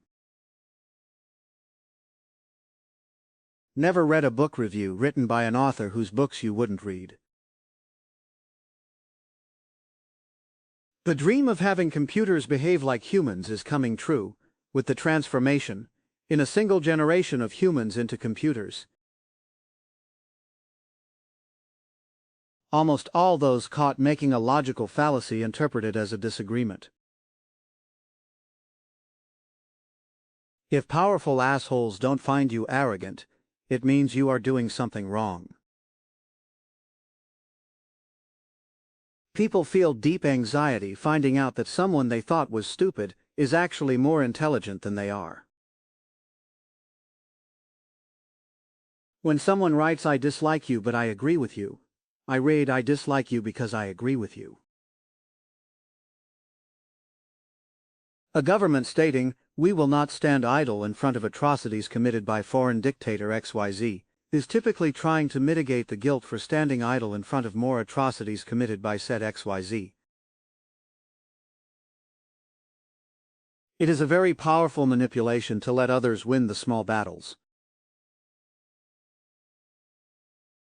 If you want strangers to help you, smile. For those close to you, cry. Life is about execution rather than purpose. If you get easily bored, it means that your BS detector is functioning properly. If you forget some things, it means that your mind knows how to filter. And if you feel sadness, it means that you are human. We need to feel a little bit lost somewhere, physically or intellectually, at least once a day. The ultimate freedom lies in not having to explain why you did something. The good life, the vita beata, is like reading a Russian novel. It takes 200 pages of struggling with the characters before one can start enjoying things. Then the agitation starts to make sense. It is not possible to have fun when you try. Automation makes otherwise pleasant activities turn into work. Thinking that all individuals pursue selfish interests is equivalent to assuming that all random variables have zero covariance. For life to be really fun, what you fear should line up with what you desire. Paganism is decentralized theology. Religion isn't so much about telling man that there is one God, as about preventing man from thinking that he is God. The fewer the gods, the greater the dogma and theological intolerance. So, n equals 0, modern atheists. N equal 1, Sunni purists. N equal 1, 2, monophysites. N equal 312, Greek Orthodoxy. N flex, ancient Mediterranean paganism. The ancient Mediterranean. Before monotheism, people changed and exchanged rites and gods as we do ethnic foods. Atheists are just modern versions of religious fundamentalists. Both take religion too literally. Corollary: if you socialize with someone with a smaller bank account than yours, you are obligated to converse as if you had exactly the same means. Eat in the places where he eats. At no point in time, show the pictures of your vacation in Provence, or anything that hints at the differential in means. Business wars are typically lost by both parties. Academic wars are won by both sides. Studying the work and intellectual habits of a genius to learn from him is like studying the garb of a chef to emulate his cooking. You will never know for sure if someone is an asshole until he becomes rich. There is no clearer sign of failure than a middle-aged man boasting of his performance in college. I wonder how many people would seek excessive wealth if it did not carry a measure of status with it. To figure out how well you will do 10 years from now relative to someone else, count your enemies, count his, and square the ratio. The alpha person at a gathering of high-status persons is often detectably the waiter. Success in all endeavors requires the absence of specific qualities. To succeed in crime requires absence of empathy. To succeed in banking, you need absence of shame at hiding risks. To succeed in school requires absence of common sense. To succeed in economics requires absence of understanding of probability, risk, second-order effects, or about anything. To succeed in journalism requires an inability to think about matters that have even an infinitesimally small chance of being relevant next January. But to succeed in life requires a total inability to do anything that makes you uncomfortable when you look at yourself in the mirror. The natural benefit of cell phones, laptops, and other indispensable modern items is the joy one gets finding the object after losing it. Lose your wallet full of credit cards, and you will have a chance to have a great day. Do not socialize with people much richer than you, but if you do, do it in your own territory. Restaurants you can afford, wine, etc. You can tell how poor someone feels by the number of times he references money in his conversation. What we commonly call success, rewards, status, recognition, some new metric, is a consolation prize for those who are both unhappy and not good at what they do. It is good to not feel envy, but better to neither envy nor be envied. Never hire an A student unless it is to take exams. In the days of Suetonius, 60% of prominent educators, grammarians, were slaves. Today the ratio is 97.1%, and growing. Did you notice that collecting art is to hobby painting as watching pornography is to doing the real thing? Only difference is status. Never get into a business partnership with a retired lawyer unless he has another hobby. The problem with academics is that they really think non-academics find them more intelligent than themselves. Universities have been progressing from providing scholarship for a small fee into selling degrees at a large cost. The rational heuristic is to avoid any market commentary from anyone who has to work for a living. Bureaucracy is a construction designed to maximize the distance between a decision maker and the risks of the decision. People tend to whisper when they say the truth, and raise their voice when they lie.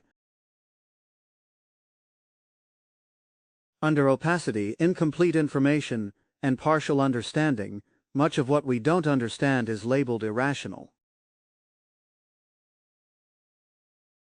Executive programs allow us to watch people who have never worked lecturing those who have never pondered. When people say, "I am investing for the long term," it means they are losing money.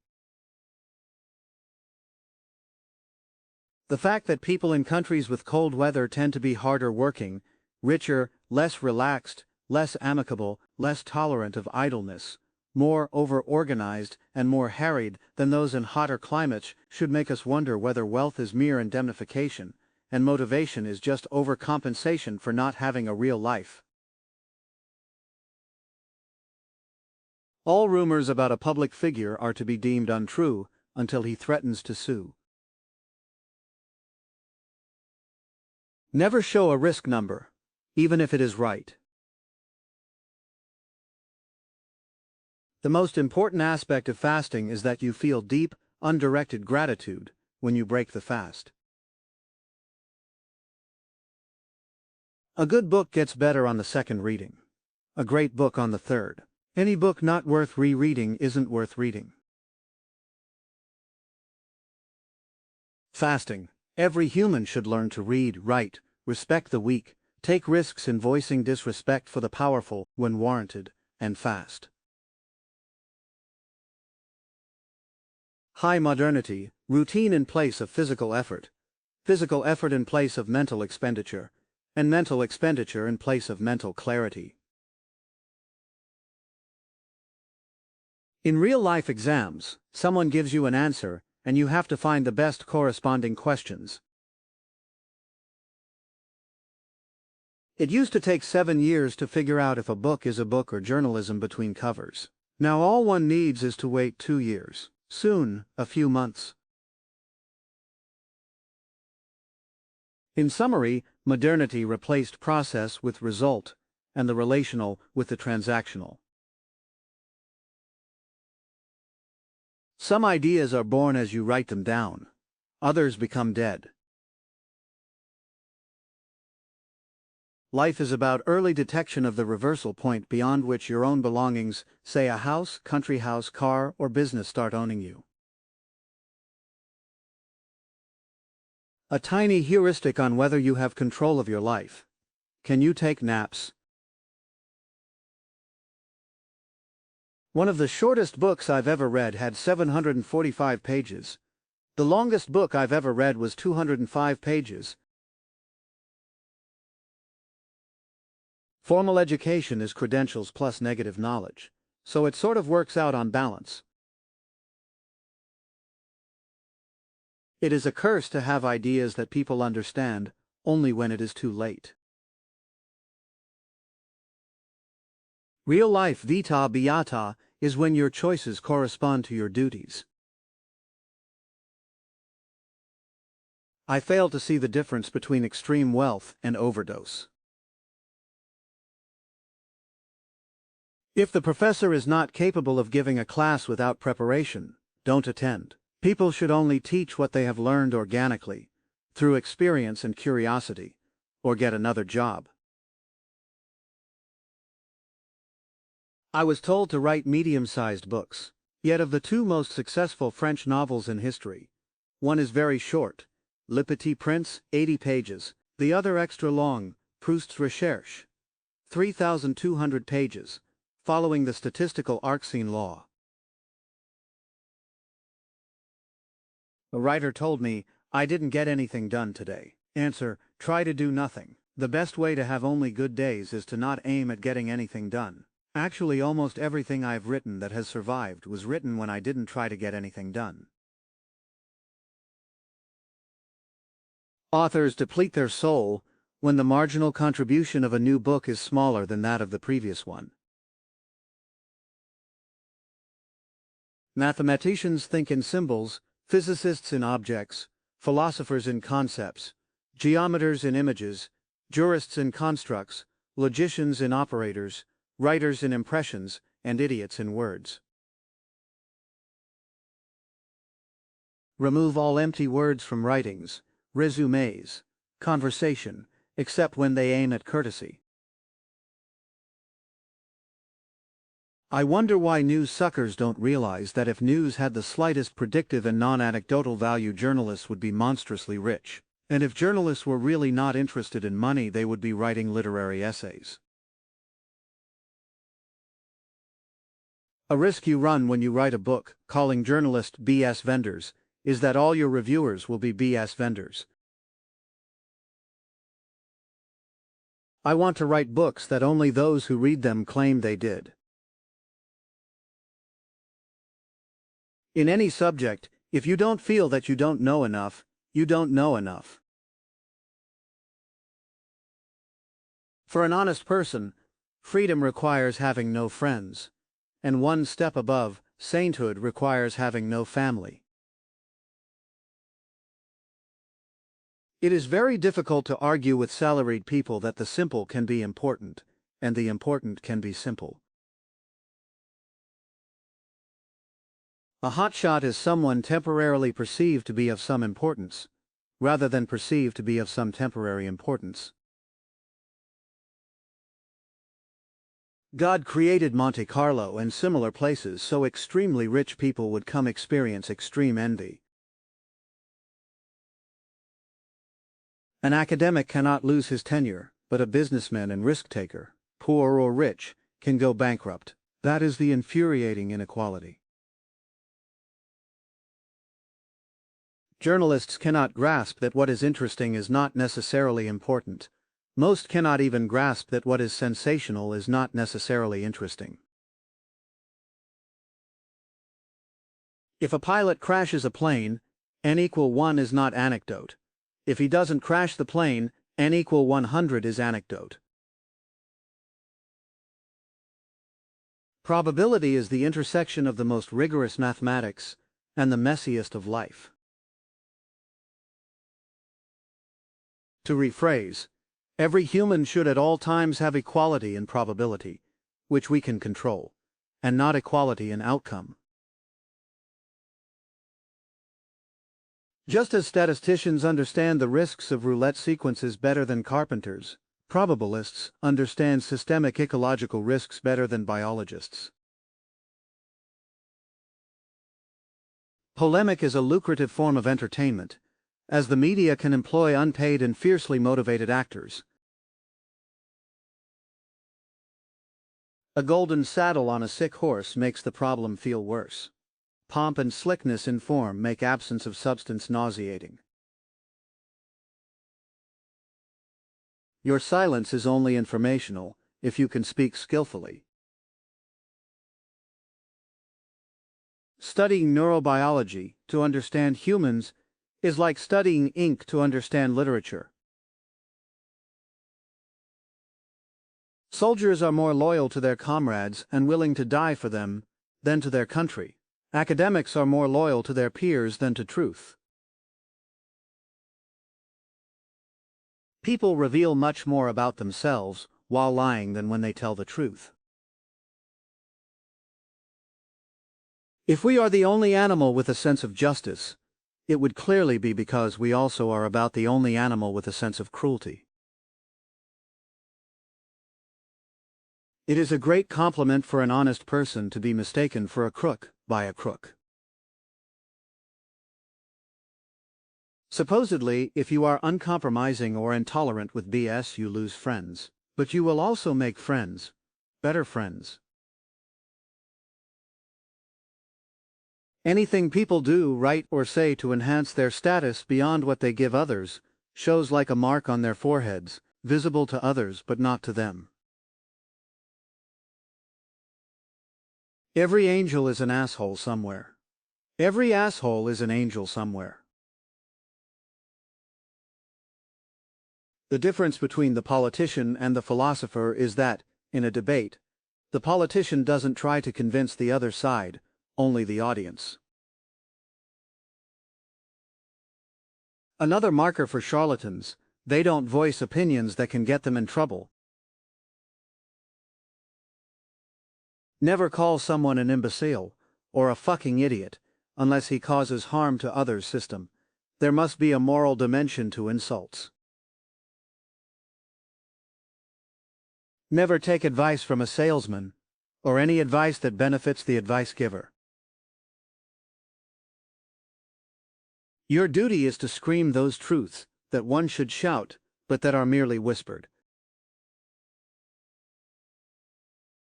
It is quite a predicament to be both evil and risk-averse. It is easy for others, but not for you, to detect the asymmetry between what you gain and what you give by doing, writing, or saying something shoddy. Citizenship of convenience, holding the passport of a country for ease of travel or tax treatment without committing to its community. Any action one takes with the aim of winning an award, any award, corrupts to the core. For social mobility to work, it needs to be a two-way highway, with a large number of pre-rich and an almost as large one of post-rich. Envy, like thirst for revenge, is the wicked person's version of our natural sense of injustice.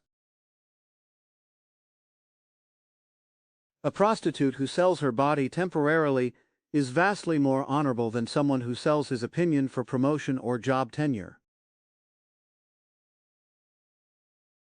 Trust those who are greedy for money 1,000 times more than those who are greedy for credentials. Trust those who trust you and distrust those who are suspicious of others. Multiplicative generosity. Limit your generosity to those who, in turn, given the circumstances, would be equally generous toward others. Virtue is when the income you wish to show the tax agency exceeds what you wish to show your neighbor. Accept the rationality of time, never its fairness and morality. The bottom half has typically been screwed by the middle class. That's the entire story of Rome. Never buy a product that the owner of the company that makes it doesn't use, or, in the case of, say, medication, wouldn't contingently use. I am rather fed up with those who tell me to be nice and try to convince charlatans. The FBI didn't try to convince the mafia to abandon its activities. Distributive justice isn't taking from a risk-taker who earned honorably, it is keeping his probability of losing back his fortune very high. It takes a lot of skills to be virtuous without being boring. To understand how something works, figure out how to break it. General principle: the solutions, on balance, need to be simpler than the problems. The trick in life and risk management is to have as much respect for experience before one acquires said experience as one would after. The problem with the idea of learning from one's mistakes is that most of what people call mistakes aren't mistakes. Failure-resistant is achievable, failure-free is not. The only valid political system is one that can handle an imbecile in power without suffering from it. You can expect blow-ups and explosive errors in fields where there is a penalty for simplicity. Increasingly, people don't become academics because of intelligence, but rather because of a lower grasp of disorder. For a free person, the optimal, most opportunistic route between 2 points should never be the shortest one. I recently had a meal in a fancy restaurant with complicated dishes with fancy names, $125 per person, then enjoyed a pizza afterward, straight out of the oven, $7.95. I wonder why the pizza isn't 20 times the price of the complicated dish, since I'd rather have the former at any price, over the latter. Just as eating cow meat doesn't turn you into a cow, studying philosophy doesn't make you wiser. People like to eat fish by the water, even if the fish was caught far away and transported by trucks. Mistakes detected by copy editors are not likely to be noticed by readers, and vice versa. Most can't figure out why one can like rigorous knowledge and despise academics, yet they understand that one can like food and hate canned tuna. Those who can't do shouldn't teach. Change your anchor to what did not happen, rather than what did happen. Those who violate a rule in a logically self-consistent system can only do well if they violate at least one additional logical rule. In a conflict, the middle ground is least likely to be correct. In the medical and social domains, treatment should never be equivalent to silencing symptoms. A philosopher uses logic without statistics. An economist uses statistics without logic. A physicist uses both. It is perplexing but amusing to observe people getting extremely excited about things you don't care about. It is sinister to watch them ignore things you believe are fundamental. Some could even say that it is a quite special secret pleasure how the people around us fail to realize what is really happening to them. Mathematics demands an uncontrolled hunger for abstraction, philosophy a very controlled one. For many people it takes a lot of preparation to learn to become ordinary. Let us find what risks we can measure, and these are the risks we should be taking. If your approach to mathematics is mechanical, not mystical, you're not going to go anywhere. Salaried people are just step-parents. They can be good step-parents but never match the biological. Financial inequalities are ephemeral, one crash away from relocation. Inequalities of status are there to stay. If you detect a repressed smile on the salesperson's face, you paid too much for it. There are 3 types of large corporations: those about to go bankrupt, those that are bankrupt and hide it, those that are bankrupt and don't know it. When positive, show net; when negative, show gross. A trader listened to the firm's chief economist's predictions about gold, then lost a bundle. The trader was asked to leave the firm. He then angrily asked the boss who was firing him, "Why do you fire me alone, not the economist? He too is responsible for the loss." The boss, "You idiot, we are not firing you for losing money, we are firing you for listening to the economist." Economics is about making simple things more complicated, mathematics about making complicated things simpler. If something, say a stock price, looks slightly out of line, it is out of line. If it looks way out of line, you are wrong in your method of evaluation. It is easier to macro bullshit than to micro bullshit.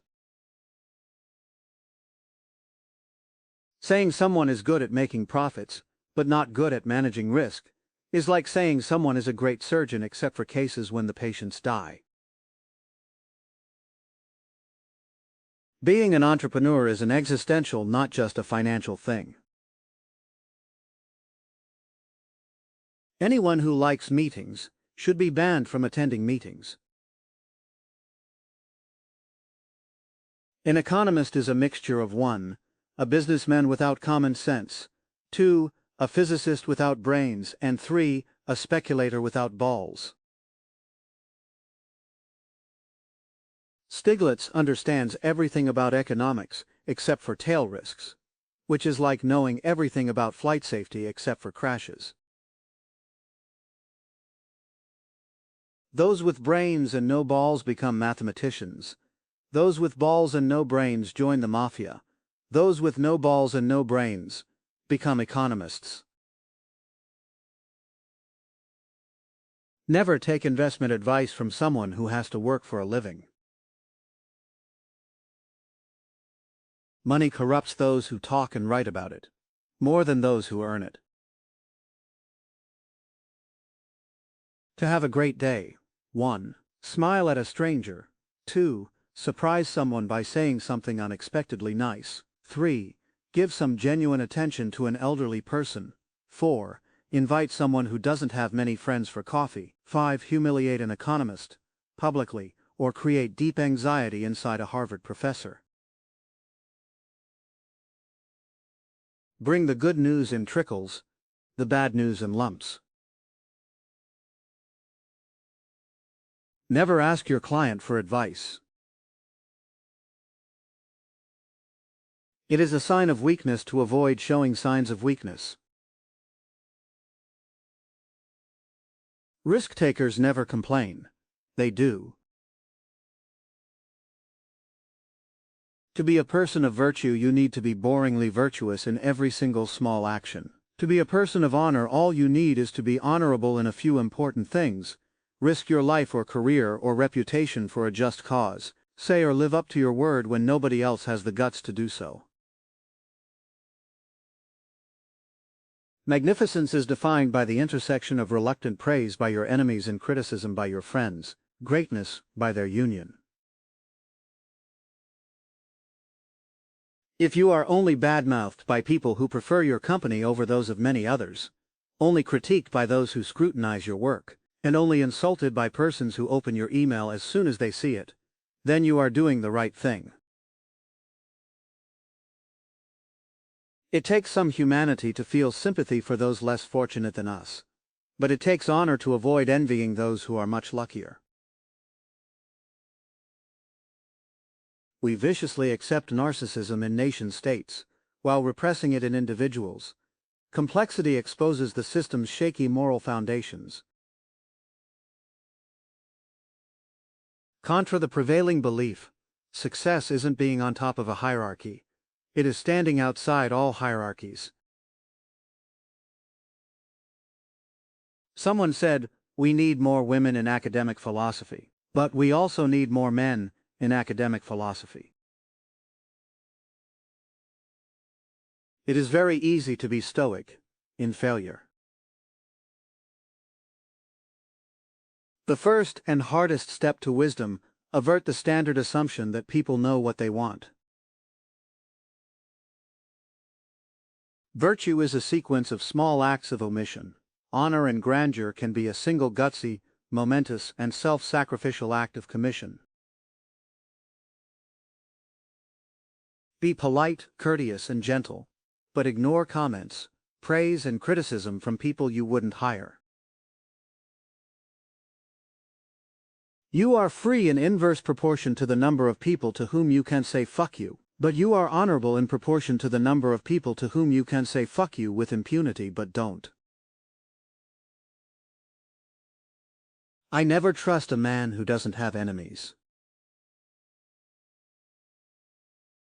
When you cite some old wisdom-style quote and add important truth, to remember, or something to live by, you are not doing so because it is good, only because it is inapplicable. Had it been both good and applicable, you would not have had to cite it. Wisdom that is hard to execute isn't really wisdom. The only people who think that real-world experience doesn't matter are those who never had real-world experience. Complaints don't deliver complaints, they mostly reveal your weakness. Swearing on occasion amid a rich vocabulary is costly signaling that you are self-owned.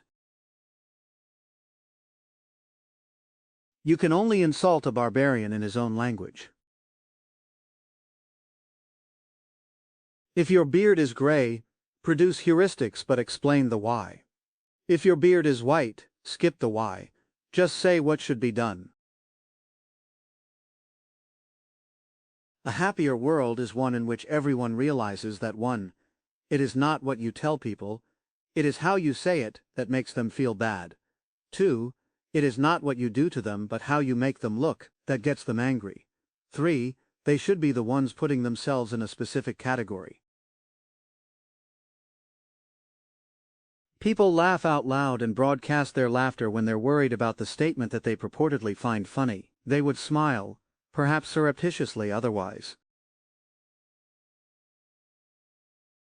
The general principle of anti-fragility: it is much better to do things you cannot explain than explain things you cannot do. If something looks irrational, and has been so for a long time, odds are you have a wrong definition of rationality. The rules you explain are less convincing than the ones you don't explain, or have to explain. Knowing stuff others don't know is most effective when others don't know you know stuff they don't know. You may eventually forgive and befriend someone who harmed you, never someone who bored you. What counts is not what people say about you, it is how much energy they spend in saying it. The ones who refer to you repeatedly as my friend are most likely to betray you. An enemy who becomes a friend will stay a friend. A friend turned enemy will never become one. Journalists feel contempt for those who fear them, and a deep resentment for those who don't. Used skillfully, a compliment will be much more offensive than any disparagement. Humans need to complain just as they need to breathe. Never stop them, just manipulate them by controlling what they complain about and supply them with reasons to complain. They will complain, but be thankful. Injuries done to us by others tend to be acute. The self-inflicted ones tend to be chronic. When people call you intelligent, it is almost always because they agree with you. Otherwise, they just call you arrogant. We often benefit from harm done to us by others, almost never from self-inflicted injuries. Wisdom isn't about understanding things and people, it is knowing what they can do to you. The only problem with the last laugh is that the winner has to laugh alone. The Bed of Procrustes, 3rd edition, 2022. Later aphorisms. Thanks to Smiljiana Skiba for help in the compilation. Here are the additional aphorisms. Please do not tell my publishers. It is easiest to do the most when you have nothing to do. If you want to make people miserable, pay them generously and predictably for their hobbies. For rewards, be predictable; for punishment, unpredictable. The longer someone's CV, the less he or she will be remembered.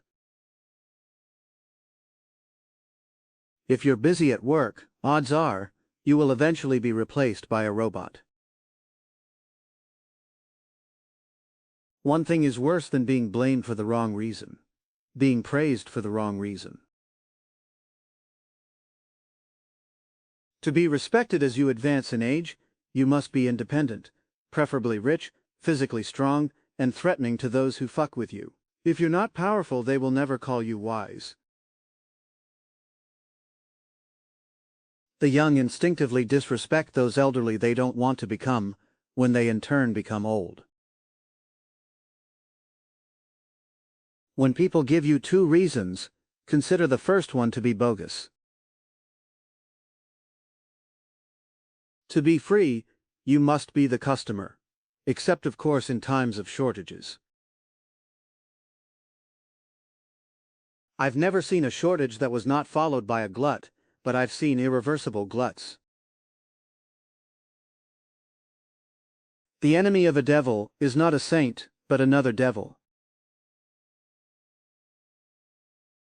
A genius is, typically, someone about whom whatever you might say will be true. Make sure your enemies keep complaining about you, ideally bringing a different thing every time they voice a complaint. It isn't what you know that makes you knowledgeable and rigorous. It is in the type of mistakes that you don't make. The best way to know people is to find out what they lie about. Life is like an Ayn Rand novel, except better written, less predictable, more charming, more burlesque, with more complex characters, more developed plots, more entertaining situations, and vastly more altruism, magnanimity, and benevolence. Resist trying to impress your enemies. If you have an investment and don't know how you can lose money on it, don't have that investment. Unlike clocks, vacuum cleaners, enema equipment and other human designs, a complex system is never finished. It never has a final shape. Those who are angry about losing money tend to get angrier when you tell them that it's only money. Humans have always lived under the illusion that they can control markets, modify human nature, and get their spouses to change. If you were not called lazy by at least one schoolteacher, you never got deeply into anything. If you were not called lazy by at least one employer, you will never get rich. The rich are much easier to bribe than the poor. You can have a research career if and only if you do research without trying to have a research career. Crooks are more convincing when they lie than when they say the truth. The main reason we don't jail bankers is that they would scam the other more innocent inmates. There is something common to modern liberal and Salafi educations. They teach students answers rather than how to ask questions. Everything before the but is meant to be ignored by the speaker, and everything after the but should be ignored by the listener. We tend to underestimate others' ability to destroy themselves. Prosperity comes with 3 terminal diseases: debt, obesity, and standardized tourism. Ekolotero na didasita para na mathita. Easier to teach than to learn. Never debate your enemies. Make them angry and get them to complain endlessly and repeatedly. Life is much, much easier when you treat all humans as flawed and defective, but each flawed in different ways. Naive science is about the observables that were observed. Real science is about unobservables and unobserved. You are free if everything you say in private about public matters can be made public. You reach the apex of freedom if everything you think in private about public matters can be made public. If you want to drive a fool to insolvency, lend her or him some money. To check if it is a fraud, don't investigate the merchant, rather look at the customers. Envy is impossible to conceal.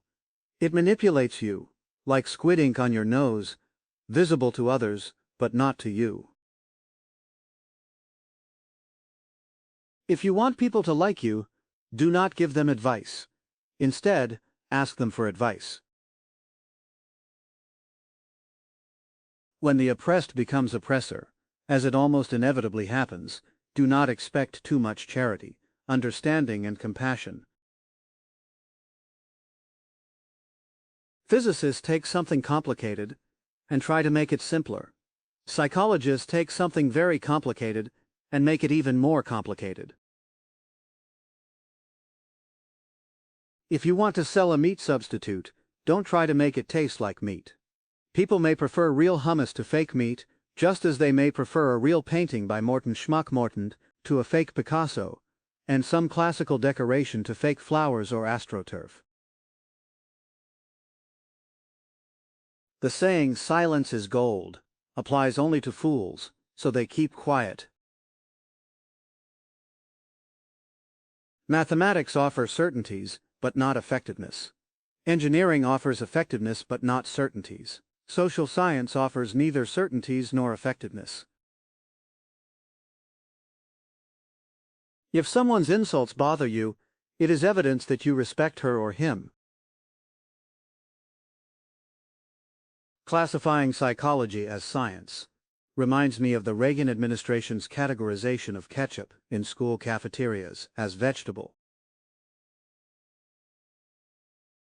We did not break the mafia by being kind, considerate, while delivering trite lectures on behavior and morality. In the presence of rent-seeking, you break by breaking. Real sagacity is when you know what your enemy will try to do to you even before he or she comes up with the thought. Some people's conversation is like a ketogenic diet book. You've read one, you've read them all. Others are like a rich novel. Every time you read it, you think you are reading another, different, even better novel.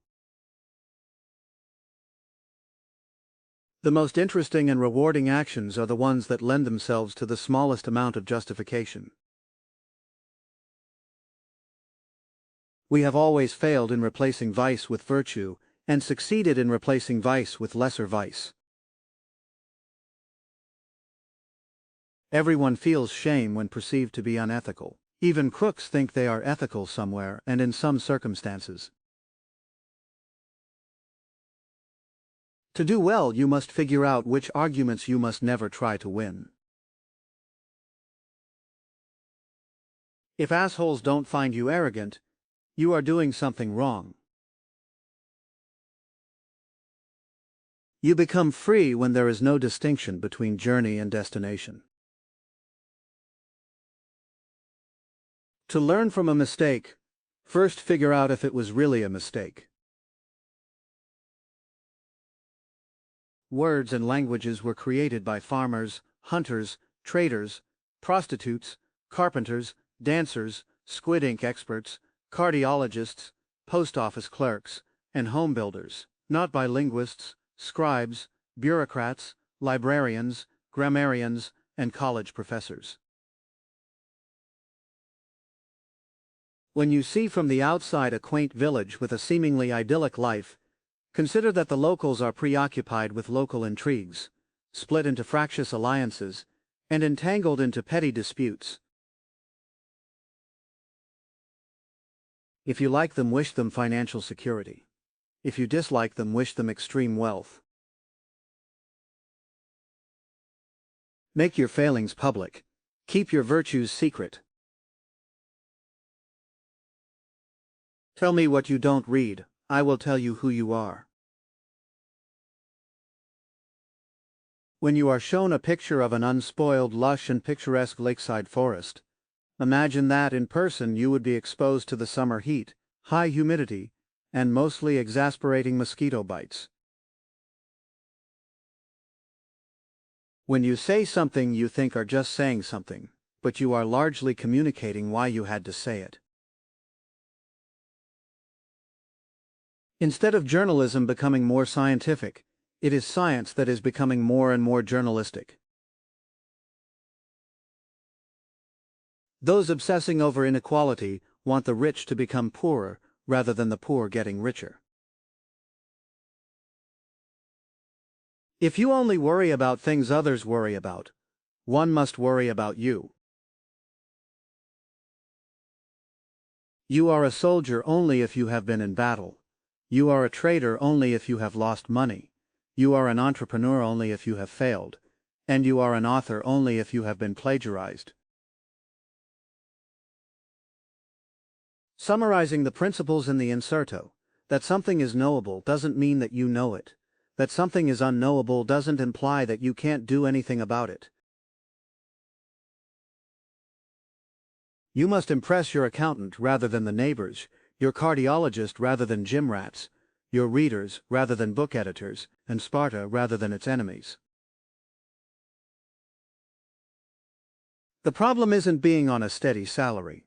The problem is enjoying it.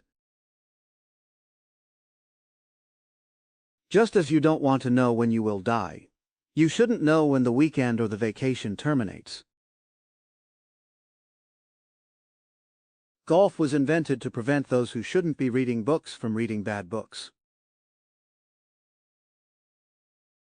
The best skill for a clear mind is the ability to be bored early. If you lose some money, it's an exploration. If you lose a bit of money, it's bad luck. If you blow up, it is incompetence. Any unplanned loss is incompetence.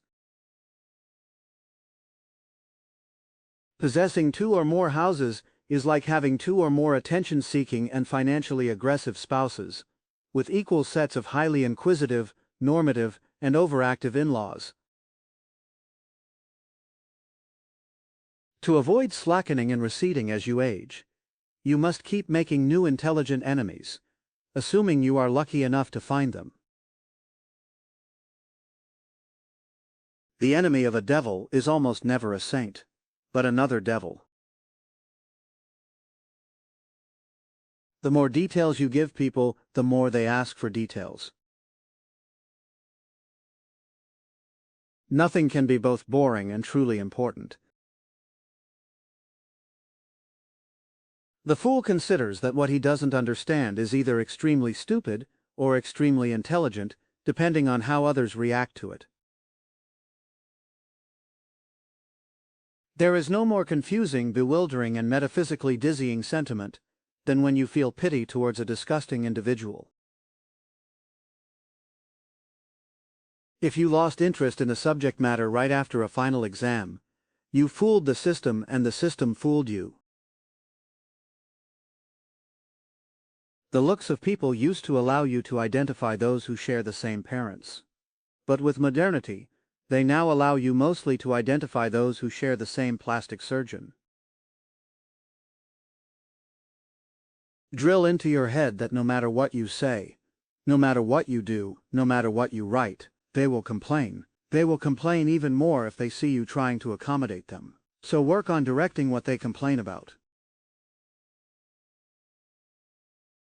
Unless you are into pediatrics or developmental medicine, aging should not be seen as certain distance from birth, but rather expected distance from death.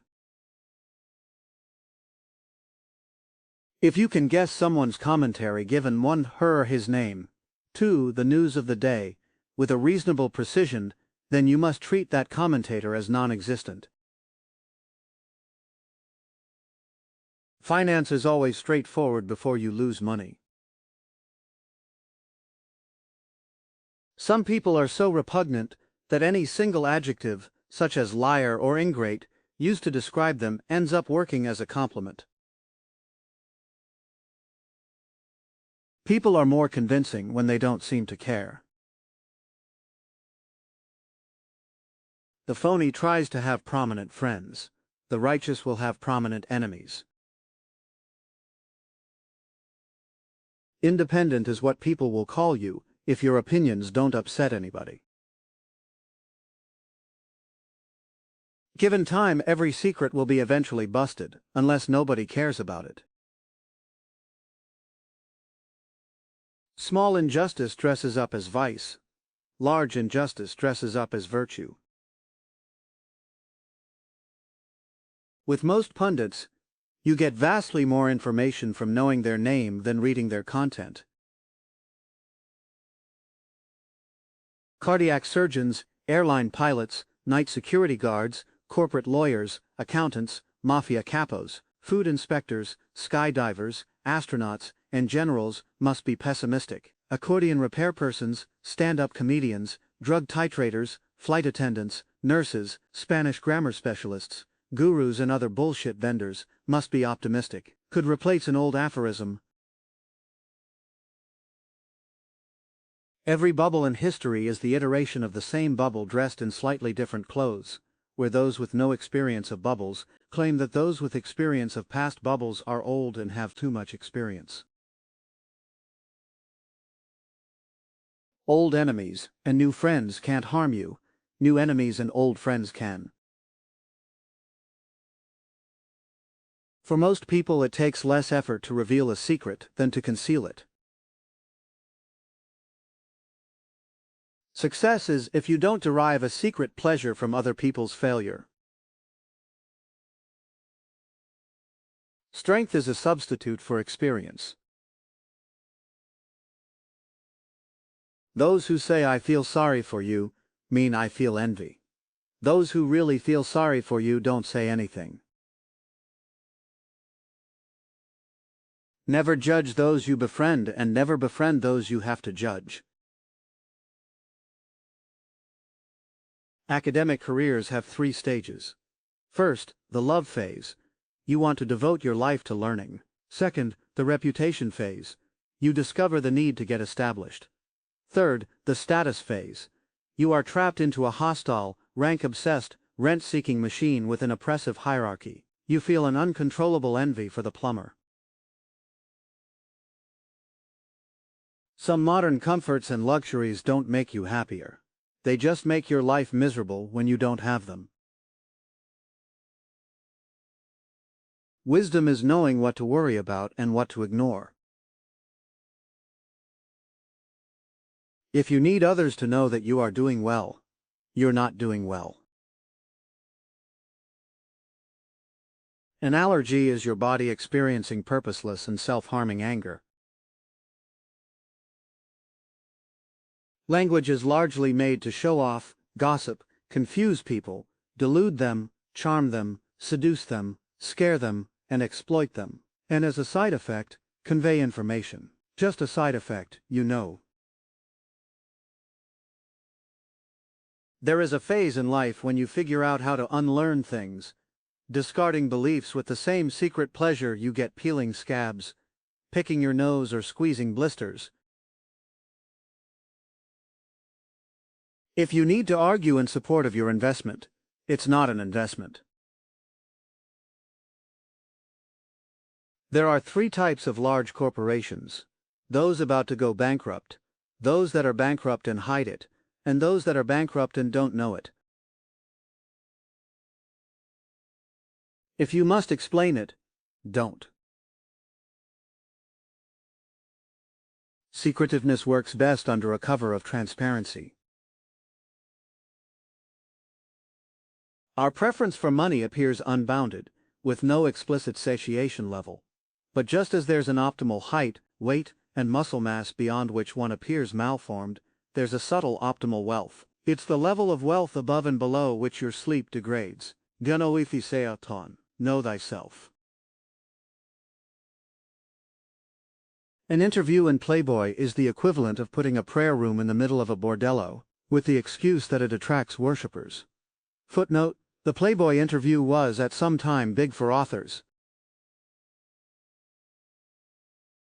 If you have to demonstrate why something that has never been a currency, and is not currently used as a currency, will someday become a currency, it will never be a currency. Footnote: Bitcoin. Identities come and go according to textbooks and reinvented pasts.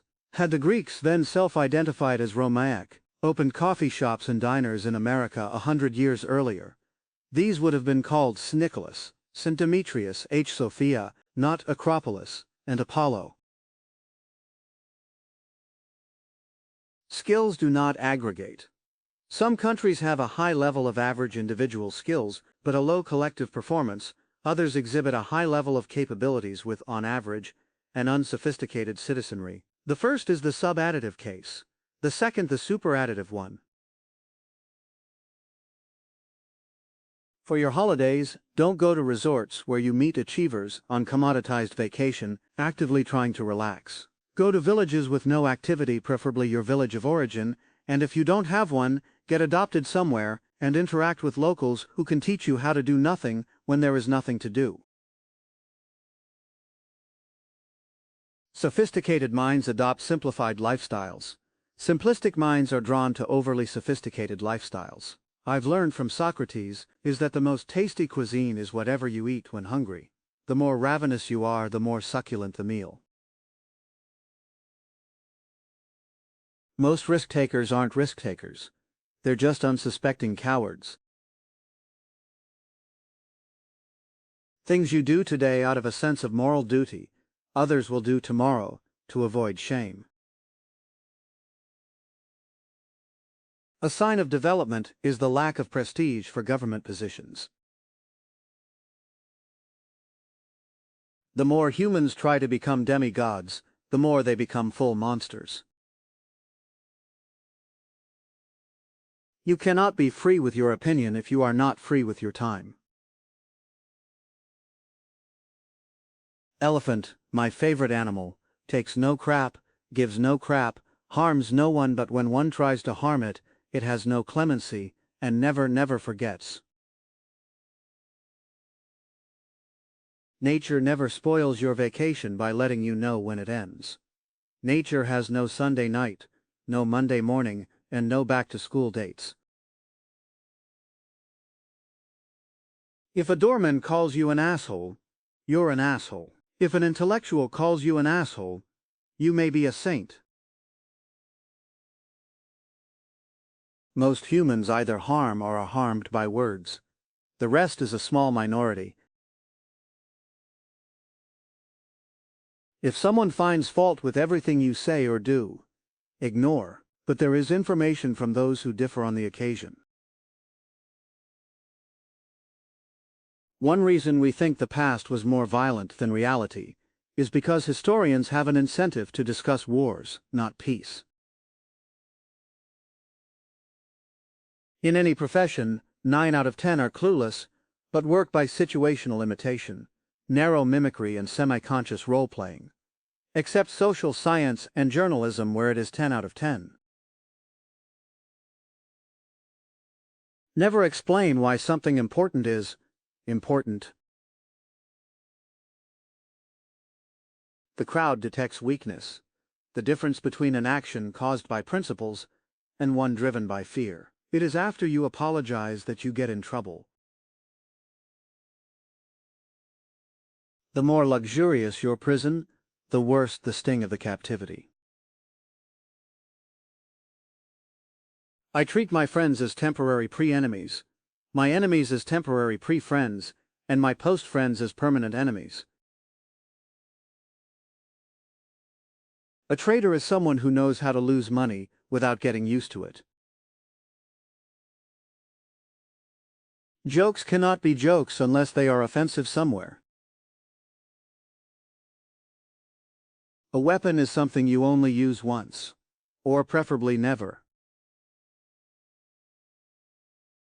It is lacking in critical thinking to think that studying philosophy will improve your critical thinking. Behavioral economics can be summarized as follows. Human beings are suckers. My summary: behavioral economists are suckers. If you must panic, panic early. Be scared when you can, not when you have to. A just person takes less than he or she is entitled to. The old question, if you're so smart, why aren't you rich, is unfair, as it assumes personal preferences, greed, and the absence of luck in life. A better one would be, if you're so smart, why didn't you stay rich? Academics think in very low-resolution digital, while normal humans see things in analog. If you bought a book thinking it provides a shortcut for things in life, you were the shortcut. The problem with cost-benefit analysis is that while you may sometimes know the benefits, you never really know the costs. In a good conversation, it is often the most significant that will remain undiscussed. Mediterraneans scorn instructions but bow to authority. Anglo-Saxons bow to instructions but scorn authority. You want to live in time and place, in a society where you hear the loudest complaints about freedom, coercion by government, prejudice, corruption, bureaucracy, and lack of opportunity. This will be the freest society with minimal bureaucracy, corruption, prejudice, and the most opportunities. In academia, the less relevant, applicable, or interesting the point, the larger the number of publications around it. Remember next time you attend a university lecture that those academics who teach Socrates today would have voted to put him to death. Under ubiquitous surveillance, it is not just the state watching people, but also people watching the state, and worse, people watching people. The freer and more transparent a society, the more you will hear complaints about freedom and transparency. To insult your foes, don't try to win arguments. The expression "I will be brief" at the beginning of a speech, sermon, or lecture was invented to allow people to be long-winded and boring without the slightest amount of guilt. Telling someone you're a good speaker, a good writer, or a good teacher is an insult, like saying you're a good bullshitter. Charlatans and journalists must have these attributes. As a matter of fact, rigorous, coherent, and clear minds can signal it by being bad speakers. The difference between successful people and really successful people is that really successful people say no to almost everything. The question, "What's your favorite?" applied to books, cities, movies, etc., is not just uninformative. Answering it is an indicator of silliness. I have no favorite book. My preferences change throughout the day, season, years, and worse, how the question is phrased. Knowing stuff others don't know is most effective when others don't know you know stuff they don't know.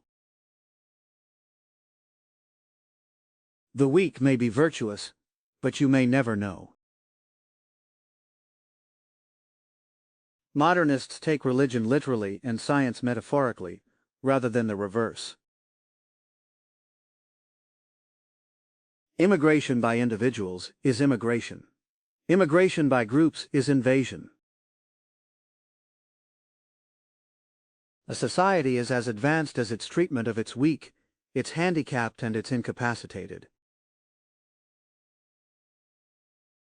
Principles do not need to make sense locally. The broader and more universal the reach, the stronger the principle. I've been self-employed for most of my life, and without a schedule for 2 decades.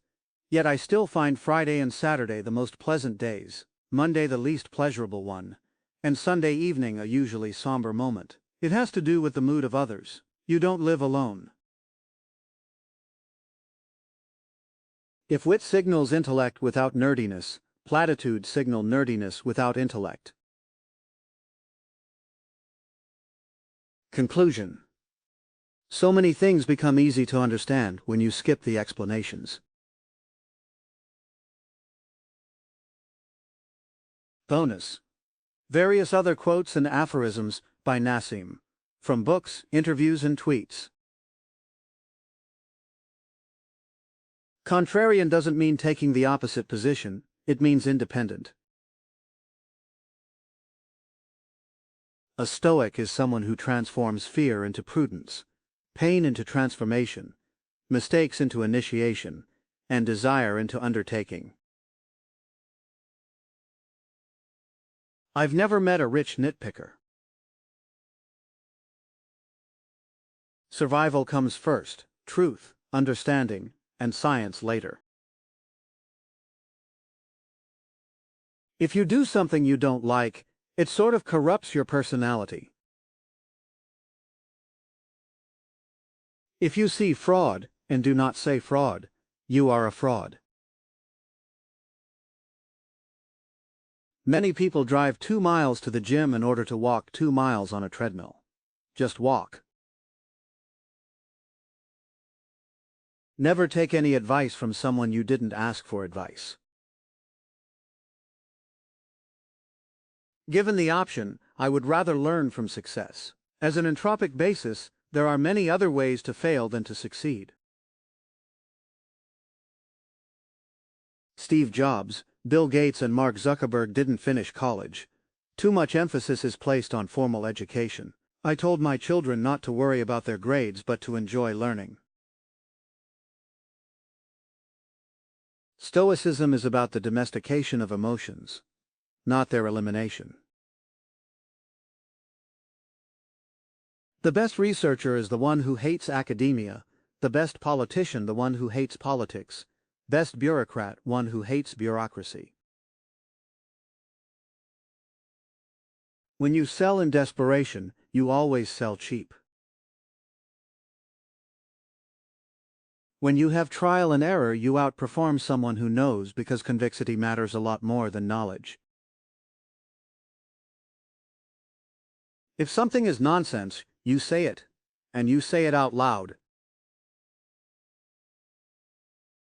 If something is boring, avoid it. Except taxes and visits to your mother-in-law. Other than these, avoid everything boring.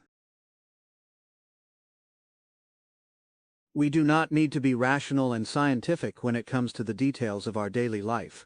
Only in those that can harm us and threaten our survival. Modern life seems to invite us to do the exact opposite, become extremely realistic and intellectual when it comes to such matters as religion and personal behavior.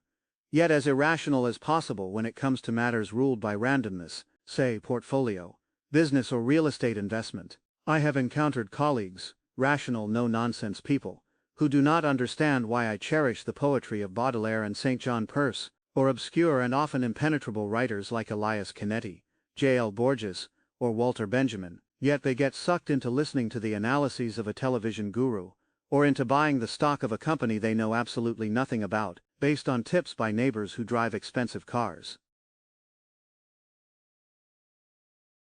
Bubbles form when the momentum of short-term returns attracts enough money that the makeup of investors shifts from mostly long-term to mostly short-term. A man is honorable in proportion to the personal risks he takes for his opinion. A Stoic is a Buddhist with attitude, one who says "fuck you" to fate. Abundance is harder for us to handle than scarcity. Anti-fragility is beyond resilience or robustness. The resilient resist shocks and stays the same. The anti-fragile gets better. Let me give you an example of a Procrustean bed conversation that I had with a good friend and colleague. We were in Italy together to deliver a leadership development program. When I asked him where he would be going next, he shared that the week after he was going to deliver a program in China. Aha, you are probably traveling to China through Switzerland then, I told him, based on what I would do. No, he responded, I travel back to the US on Saturday, and then leave from home to China on Sunday. For him, traveling with minimal luggage, getting frequent flyer miles on his favorite airline, and having separate plane tickets to bill to the two different clients he was working for were the key reasons to schedule his travel this way, with at least 2 full days of travel.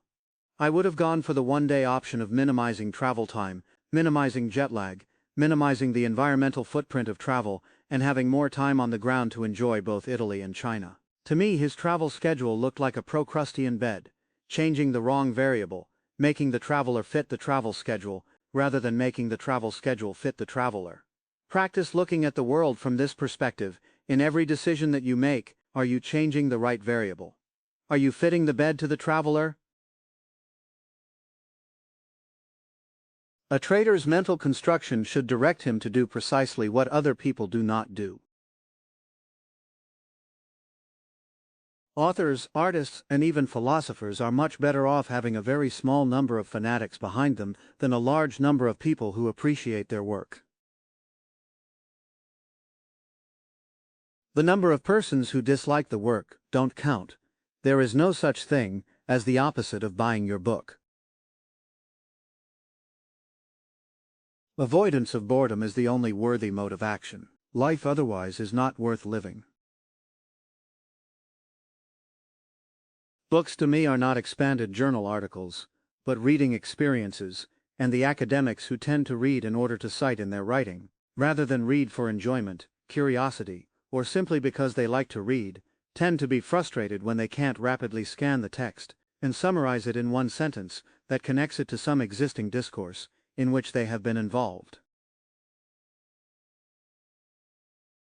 Curiosity is anti-fragile, like an addiction, and is magnified by attempts to satisfy it. Books have a secret mission and ability to multiply, as everyone who has wall-to-wall bookshelves knows well. Difficulty is what wakes up the genius. I am not convinced that jumping without a parachute is bad. What's the most clear and comprehensive study demonstrating their harm? In academia, there is no difference between academia and the real world. In the real world, there is. In theory, there is no difference between theory and practice. In practice, there is.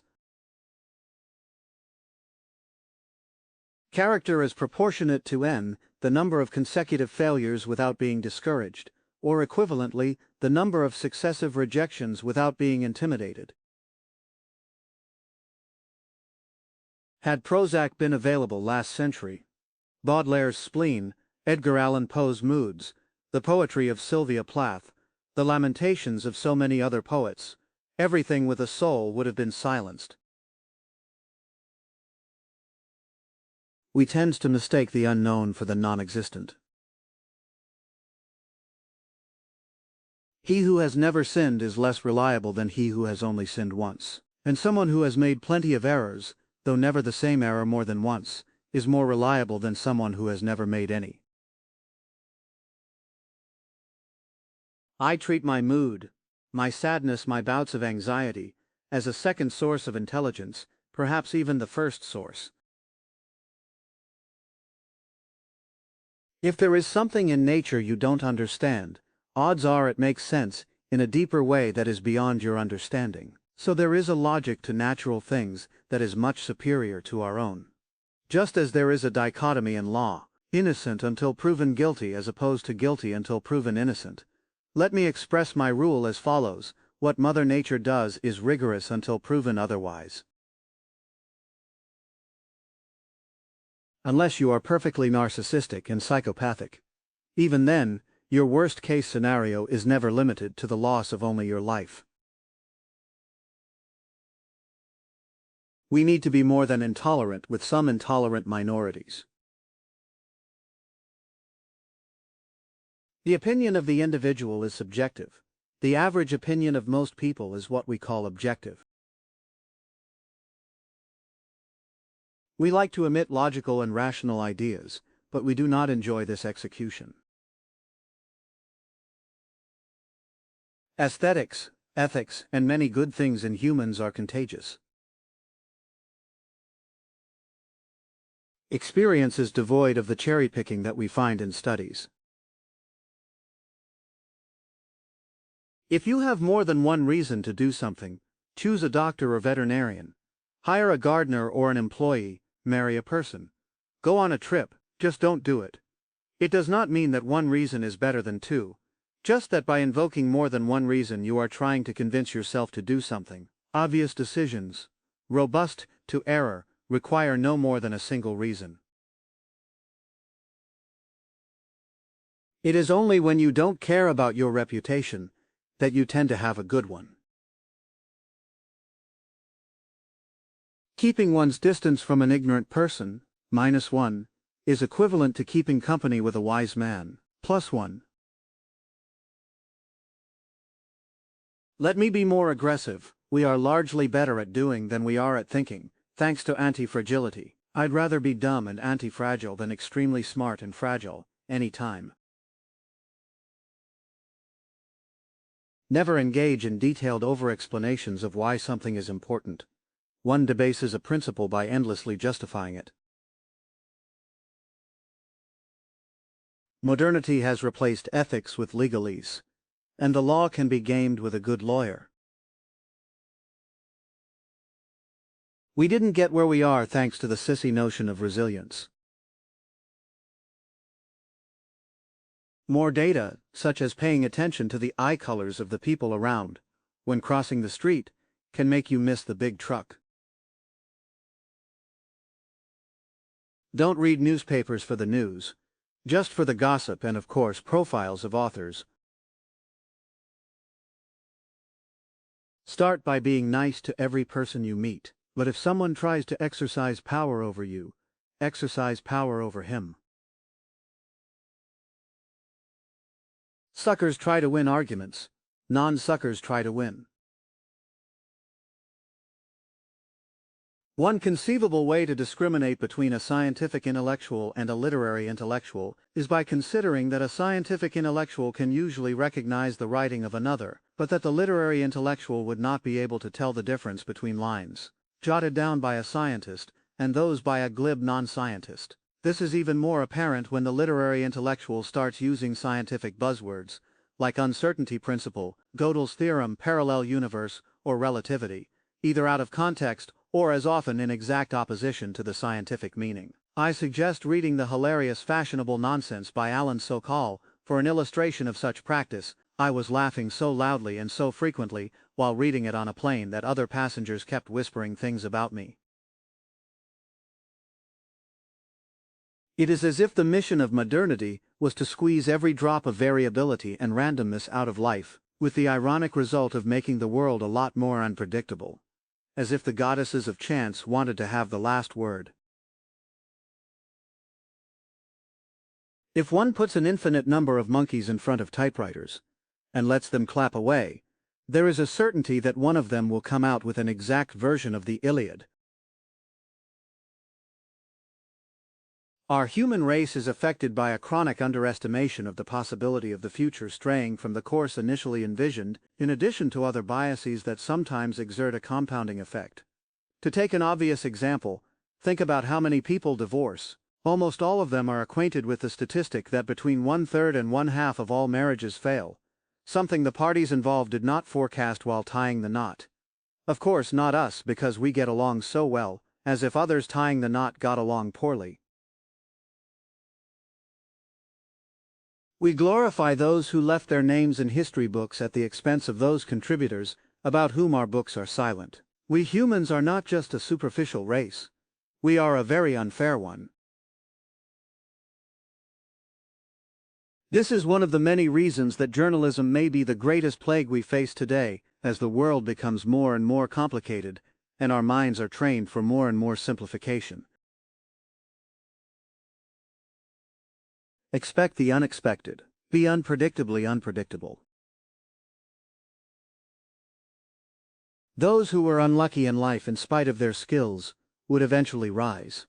The lucky fool might have benefited from some luck in life. Over the longer run he would slowly converge to the state of a less lucky idiot. Each one would revert to his long-term properties.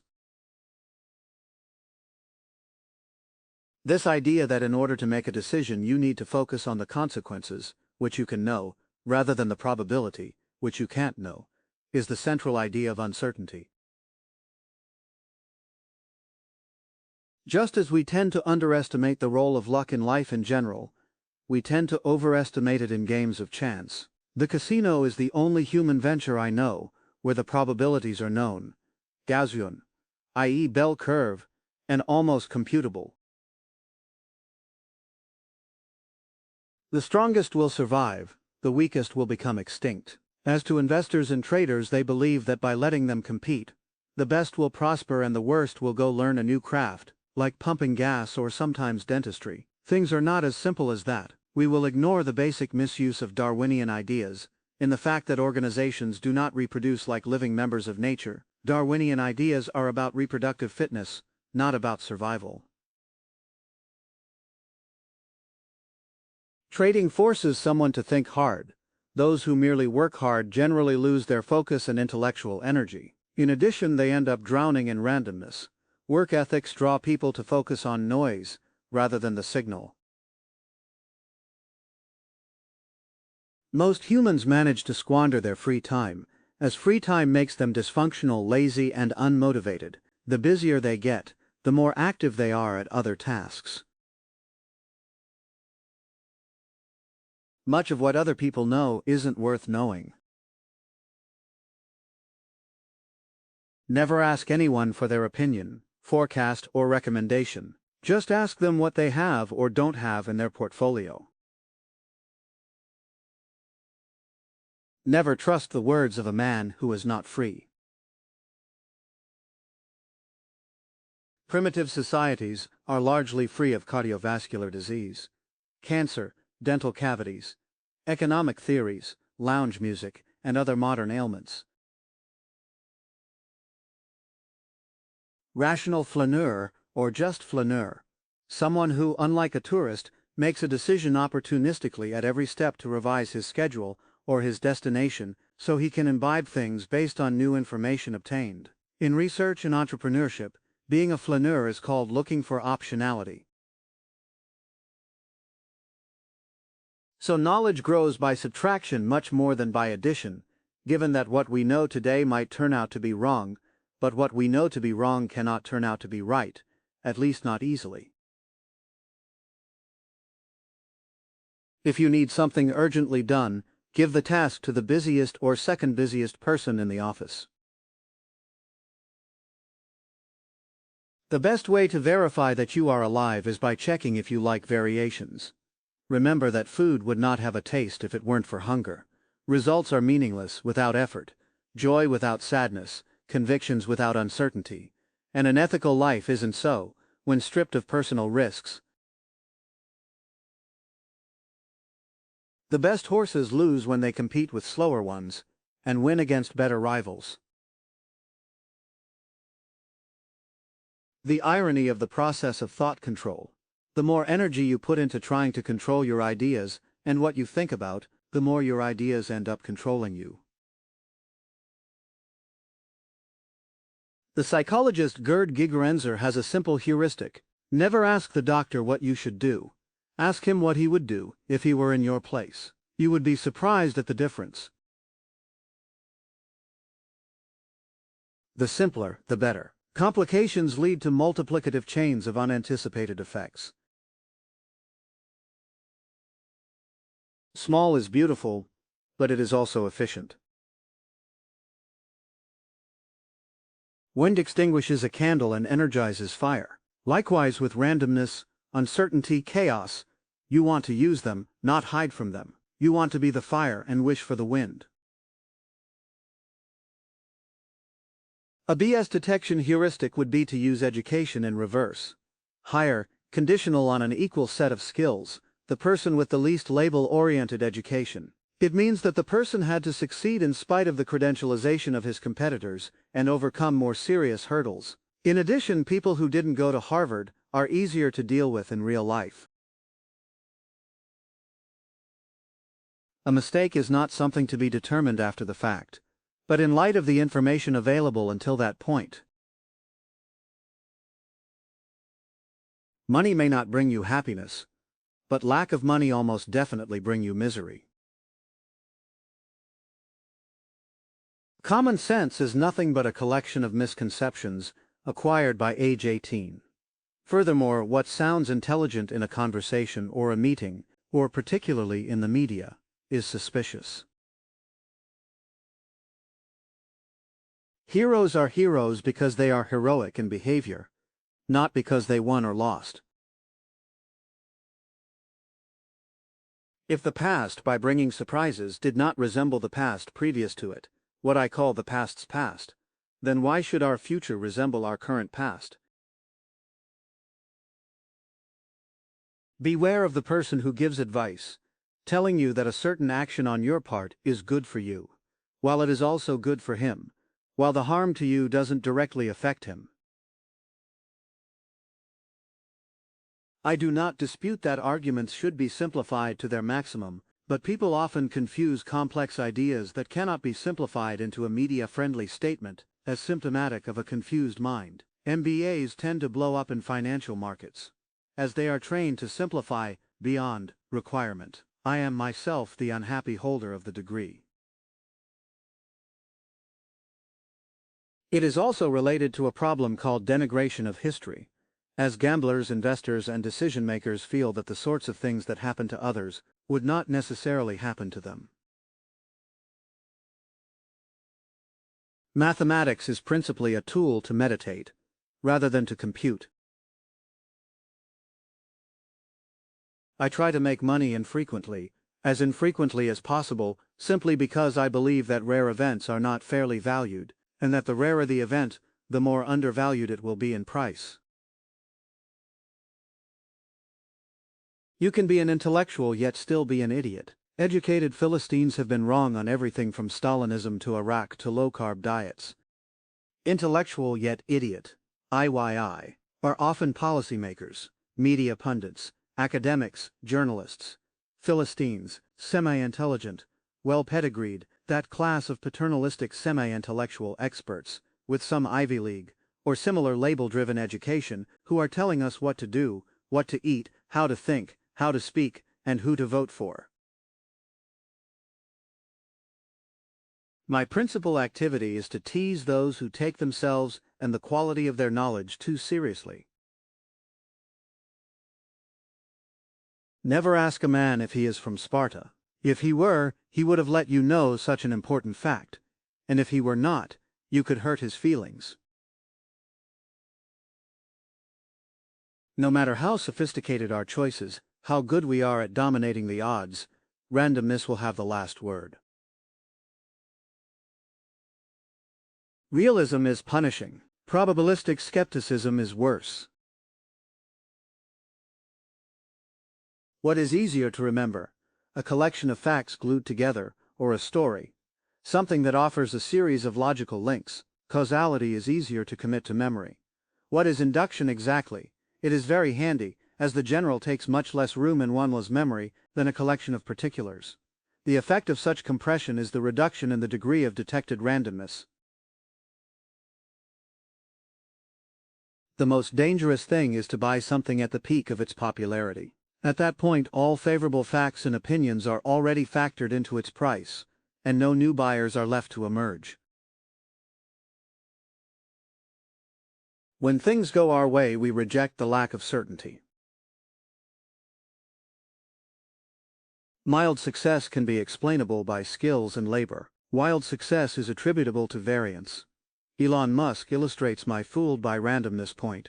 Solid financial success is largely the result of skills, hard work, and wisdom, but wild success in the far tail is more likely to be the result of reckless betting, extreme luck, and the opposite of wisdom, folly. One cannot judge a performance in any given field, war, politics, medicine, investment, by the results, but by the costs of the alternative, i.e., if history played out in a different way. Those who think they won't get fooled again are those most likely to be fooled again. It is all about redundancy. Nature likes to overinsure itself. Randomness works well in search, sometimes better than humans. I lift heavy weights and sprint, but I am so bad at it that I develop severe injuries. The only article Lady Fortuna has no control over is your behavior. Good luck. Reality is far more vicious than Russian roulette. First, it delivers the fatal bullet rather infrequently, like a revolver that would have hundreds, even thousands of chambers instead of 6. After a few dozen tries, one forgets about the existence of a bullet, under a numbing false sense of security. Second, unlike a well-defined precise game like Russian roulette, where the risks are visible to anyone capable of multiplying and dividing by 6, one does not observe the barrel of reality. One is capable of unwittingly playing Russian roulette, and calling it by some alternative low-risk game. The quality of a decision cannot be solely judged based on its outcome. We are not made to view things as independent from each other. When viewing two events A and B, it is hard not to assume that A causes B causes A, or both cause each other. Our bias is immediately to establish a causal link. The best way to catch a bad guy is to think like one. Good things take time, but also bad things take time. Lucky fools do not bear the slightest suspicion that they may be lucky fools. By definition, they do not know that they belong to such a category. Veteran trader Marty O'Connell calls this the firehouse effect. He had observed that firemen with much downtime who talk to each other for too long come to agree on many things that an outside impartial observer would find ludicrous. They develop political ideas that are very similar. We flipped a coin to see who was going to pay for the meal. I lost and paid. He was about to thank me when he abruptly stopped and said that he paid for half of it, probabilistically. Alexander reckoned that it was preferable to have an army of sheep led by a lion than an army of lions led by a sheep. An honest person will never commit criminal acts, but a criminal will readily engage in legal acts. A saying by the brothers Jeff and Vince Graham summarizes the ludicrousness of scale-free political universalism. I am, at the Fed level, libertarian, at the state level Republican, at the local level Democrat, and at the family and friends level, a socialist. Courage is the only virtue you cannot fake.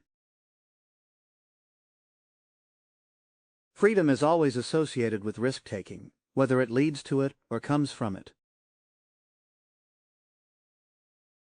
If your private life conflicts with your intellectual opinion, it cancels your intellectual ideas, not your private life.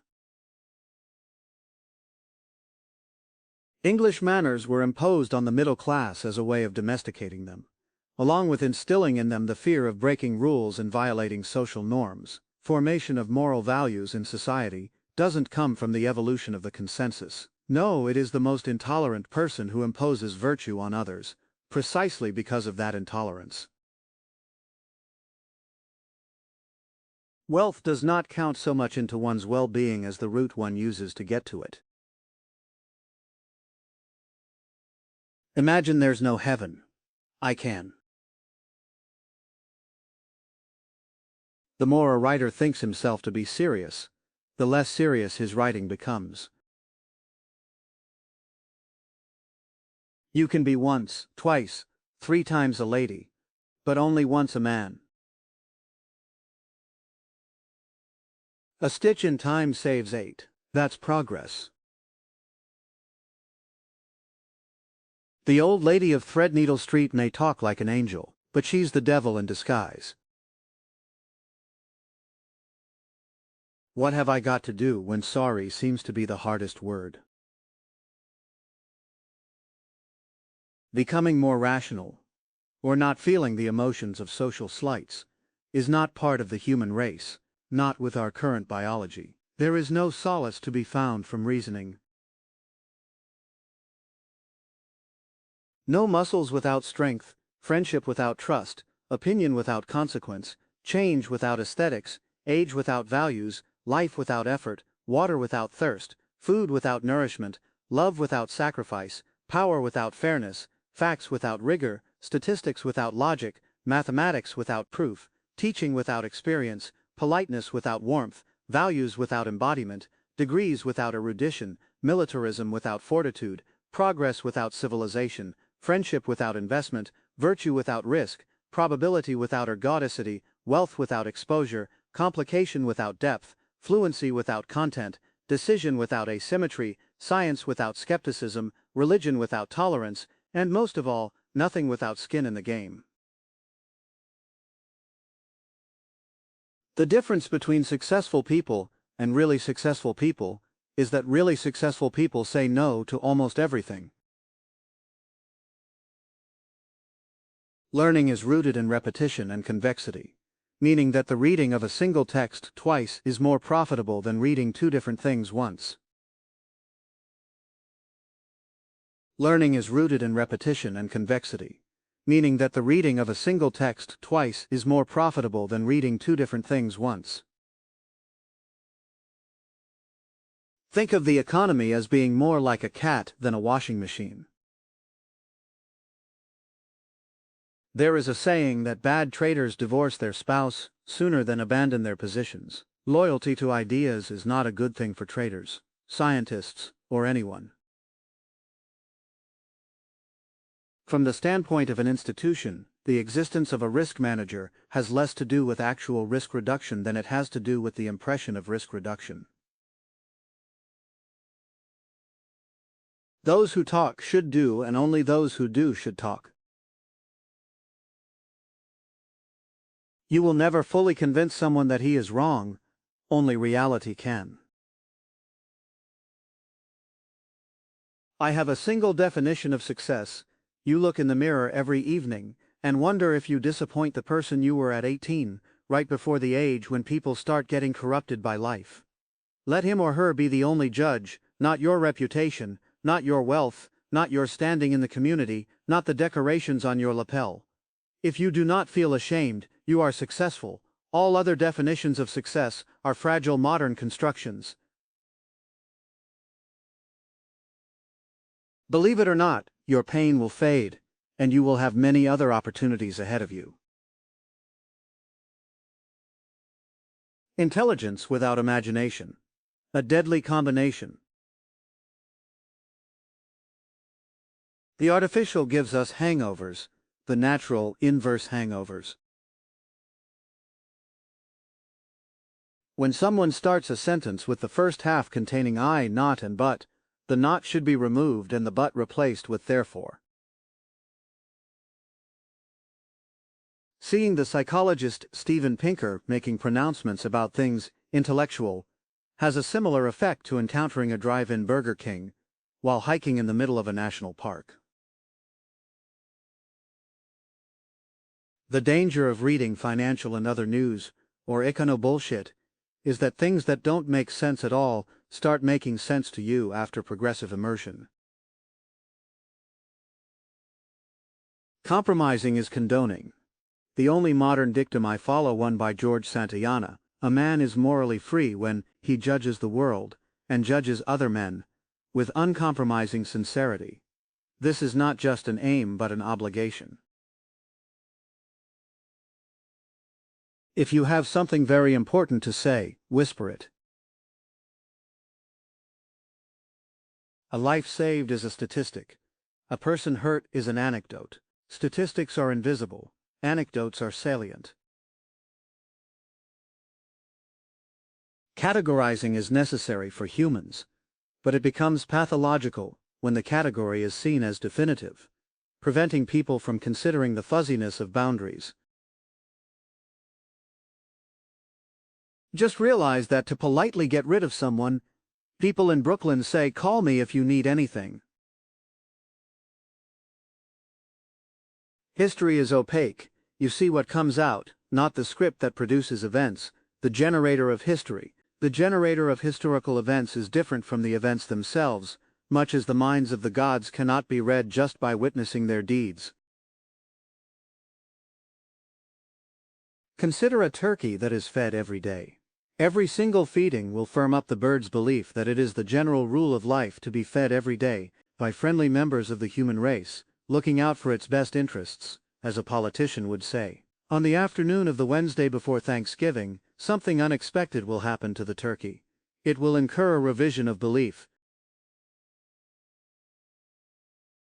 Humans will believe anything you say provided you do not exhibit the smallest shadow of diffidence. Like animals, they can detect the smallest crack in your confidence before you express it. The trick is to be as smooth as possible in personal manners. It is much easier to signal self-confidence if you are exceedingly polite and friendly. You can control people without having to offend their sensitivity. The same past data can confirm a theory and its exact opposite. If you survive until tomorrow, it could mean that either A, you are more likely to be immortal, or B, that you are closer to death. If you hear a prominent economist using the word equilibrium or normal distribution, do not argue with him. Just ignore him, or try to put a rat down his shirt. I will repeat the following until I am hoarse. It is contagion that determines the fate of a theory in social science, not its validity.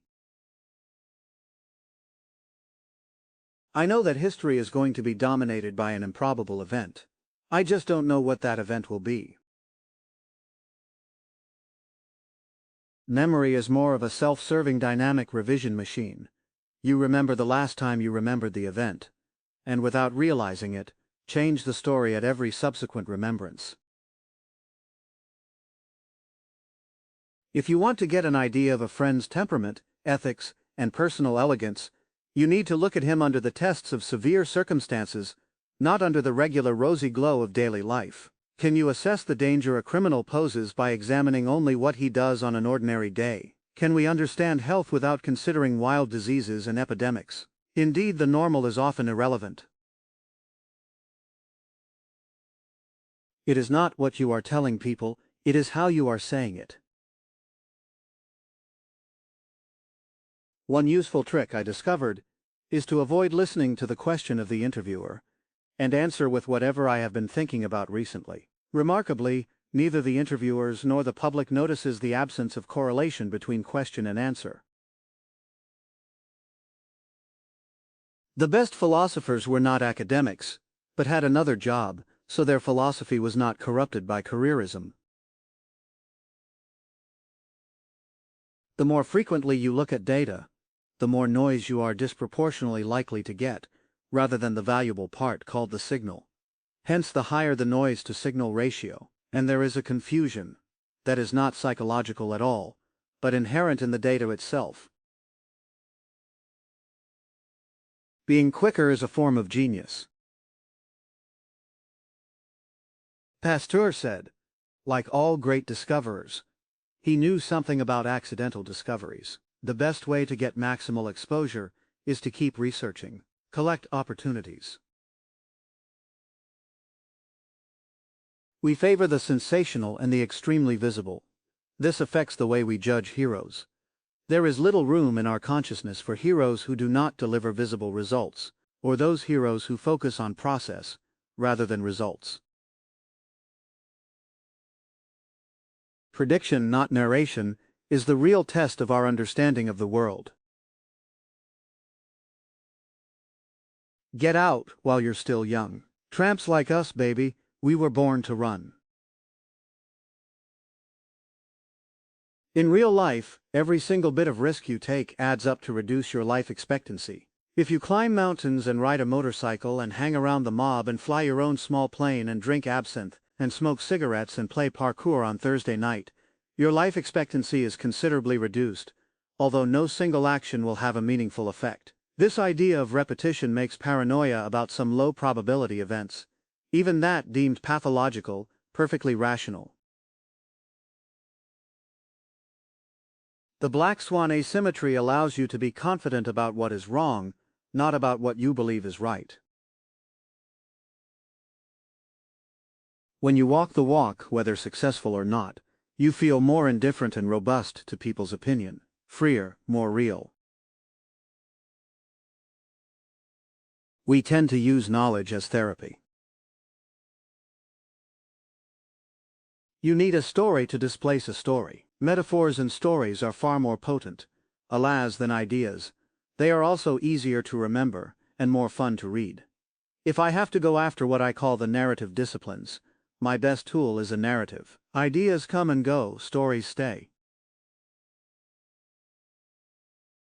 Much of what you think is random is in your control. Conversely, much of what you think is in your control is random. A rich miser experiences greater poverty than a beggar. A philosopher makes the obscure seem obscure. An aphorist makes the obvious seem obvious. Age is beauty. My instinct is to value distilled thought over newer thinking, regardless of its apparent sophistication. Another reason to accumulate the hoary volumes by my bedside, for an idea to have survived so many cycles, is indicative of its relative fitness. Noise, at least some noise, was filtered out. Progress means that some new information is better than past information, not that the average of new information will supplant past information. If someone needs to convince you, or worse, bully you, or worse, threaten you, that it is a good investment, tool or product, it is not a good investment, tool or product. Miami in one word. Dionysian. Lifetime observation. The fancier the restaurant, the fewer the smiles, and even fewer the laughs. If you cause people to doubt you, then prove them wrong. They will trust you forever. You can afford once in a while to sue someone or savage an enemy when it is least expected of you, when you're usually compassionate, lax, and courteous. No rumor is true until officially denied. Convexity is easier to attain than knowledge. A one-end strategy is almost always best with convex strategies. Theory is born from convex practice more often than the reverse. The non-teleological property. If you compare and keep comparing, everything eventually turns out inferior. The world is split between those who don't know how to start making money and those who don't know when to stop. Two idiots are collectively more stupid than a single idiot. Watching a villain go bankrupt in slow motion is more enjoyable than witnessing his defenestration.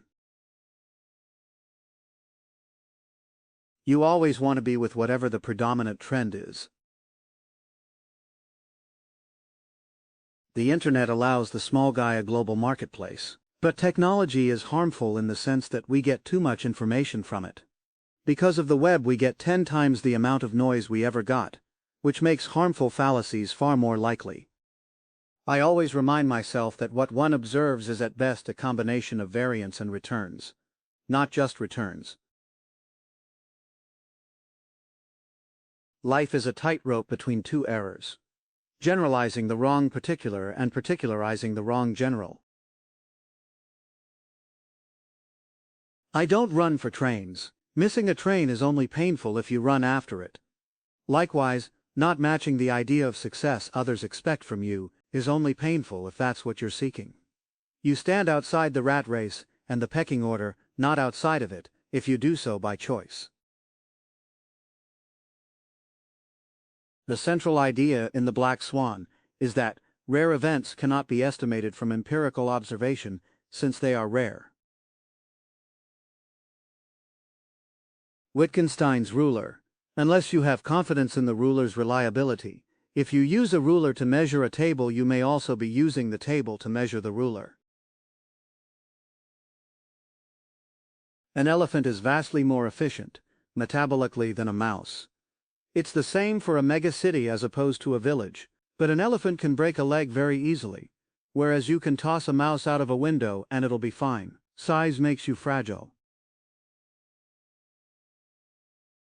Things always become obvious after the fact. Any stranger is less nice in private than we ought to believe. Paul Krugman is a danger to society. Being nice to the arrogant is no better than being arrogant toward the nice. Don't tell anyone all the stuff you hear about philosophical ideas. It's dressed up.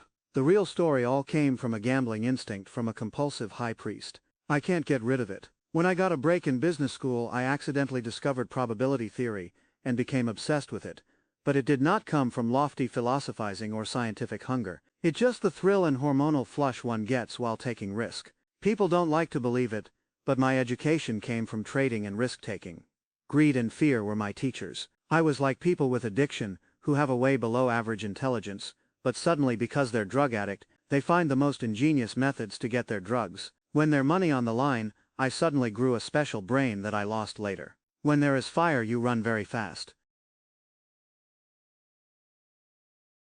I hate fame, I hate famous people, I hate caviar, I hate champagne, complicated food, expensive wine, and mostly people who comment on wine. My preferences became obvious one day, instead of dictated by norms of magazines for rich people. I suppose that the main benefit of being rich, over just being independent, is to be able to despise rich people. A good concentration of whom you find in glitzy ski resorts, without any sour grapes. It is even sweeter when these farts don't know that you are richer than they are. You get pseudo-order when you seek order. You only get a measure of order and control when you embrace randomness. An option hides where we don't want it to hide. Weak nations require strong leaders. Strong nations require weak leaders, or better, no leader. Wear your best for your execution and stand dignified. Your last recourse against randomness is how you act. If you can't control outcomes, you can control the elegance of your behavior. You will always have the last word. Just as you don't ask the barber whether you need a haircut, don't ask an academic if what he does is relevant. Don't ask a banker if your money is safe, and don't ask a guru if what he teaches is true. A book that can be summarized should not be written as a book. We tend to treat our knowledge as personal property to be protected and defended. It is an ornament that allows us to rise in the pecking order. We take what we know a little too seriously. Forecasting by bureaucrats tends to be used for anxiety relief, rather than for adequate policy making. Life advice. Be careful of life advice. I describe my life. I hesitate to give advice. Why? Every single piece of advice I was given turned out to be wrong, and I'm glad I didn't follow them. I was told to focus. I never focused. I was told to never procrastinate, and it took me 20 years to write my first big book, and it sold 3 million copies. I was told to avoid putting fictional characters in my books, Nero Tulip, Fat Tony, Yevgenia Krasnova. I was told to not insult the New York Times and the Wall Street Journal, and they still write nice things about me. I was told to avoid lifting weights because of my back injury. I started lifting weights and my back has never been better since. If I had to relive my life, I'd be even more stubborn and more uncompromising than I ever been. The truth is, much of the advice you receive as a young person will be pretty good. Saving money works. Marrying the right person works. Avoiding drugs works. Etc. The obvious stuff is worth following. You don't always have to walk on your hands because everyone else walks on their feet, but there's a host of more subjective wisdom that, generally speaking, leads you to become a lot more like other people. Being independent and standing up doesn't mean going against the grain. Conspiracy theorists think the mainstream is always wrong. They would stop drinking water if the government recommended it. They repressed their members who rejected cryptos and embraced vaccines. Many want to learn how to memorize things. Few seek that rare ability to forget. When some systems are stuck in a dangerous impasse, randomness and only randomness can unlock them and set them free. I'm a capitalist, but one who is smallest and localist, and who favors businesses where owners are still in charge. Rank beliefs not according to their plausibility, but by the harm they may cause. Rationalism crashes in the tails. Being quicker is a form of genius. It might be useful to be able to predict war, but tension does not necessarily lead to war, but often to peace and to denouement. Information is anti-fragile. It feeds more on attempts to harm it than it does on efforts to promote it. There is no effective difference between guessing a variable that is not random, but for which information is partial or deficient, and a random one. In this sense, guessing what I don't know but what someone else may know, and predicting what has not taken place yet, are the same thing. Disorder, brothers. Uncertainty, variability, imperfect, incomplete knowledge, chance, chaos, volatility, disorder, entropy, time, the unknown, randomness, turmoil, stressor, and error. Information is bad for knowledge. Economics make homeopath and alternative healers look empirical and scientific. The best way to learn a language may be an episode of jail in a foreign country. While in theory randomness is an intrinsic property, in practice, randomness is incomplete information. In a conflict, people who claim they don't have an opinion either way tend to side against the weaker side. Injecting some confusion stabilizes the system.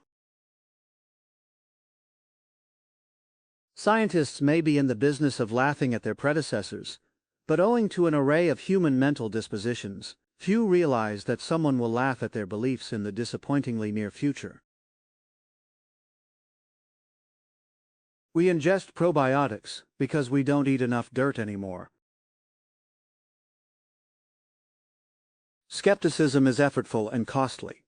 It is better to be skeptical about matters of large consequences and be imperfect, foolish, and human in the small and the aesthetic. People have the problem of denial. This is one of the things I learned in Lebanon. Everybody who left Beirut when the war started, including my parents, said, "Oh, it's temporary. It lasted 17 years. People tend to underestimate the gravity of these situations. That's how they work." An eyewitness to a crime might be drunk, but it remains the case that you know what is wrong with a lot more confidence than you know what is right. All pieces of information are not equal in importance. Alan Greenspan is unskilled. You don't take the unskilled seriously.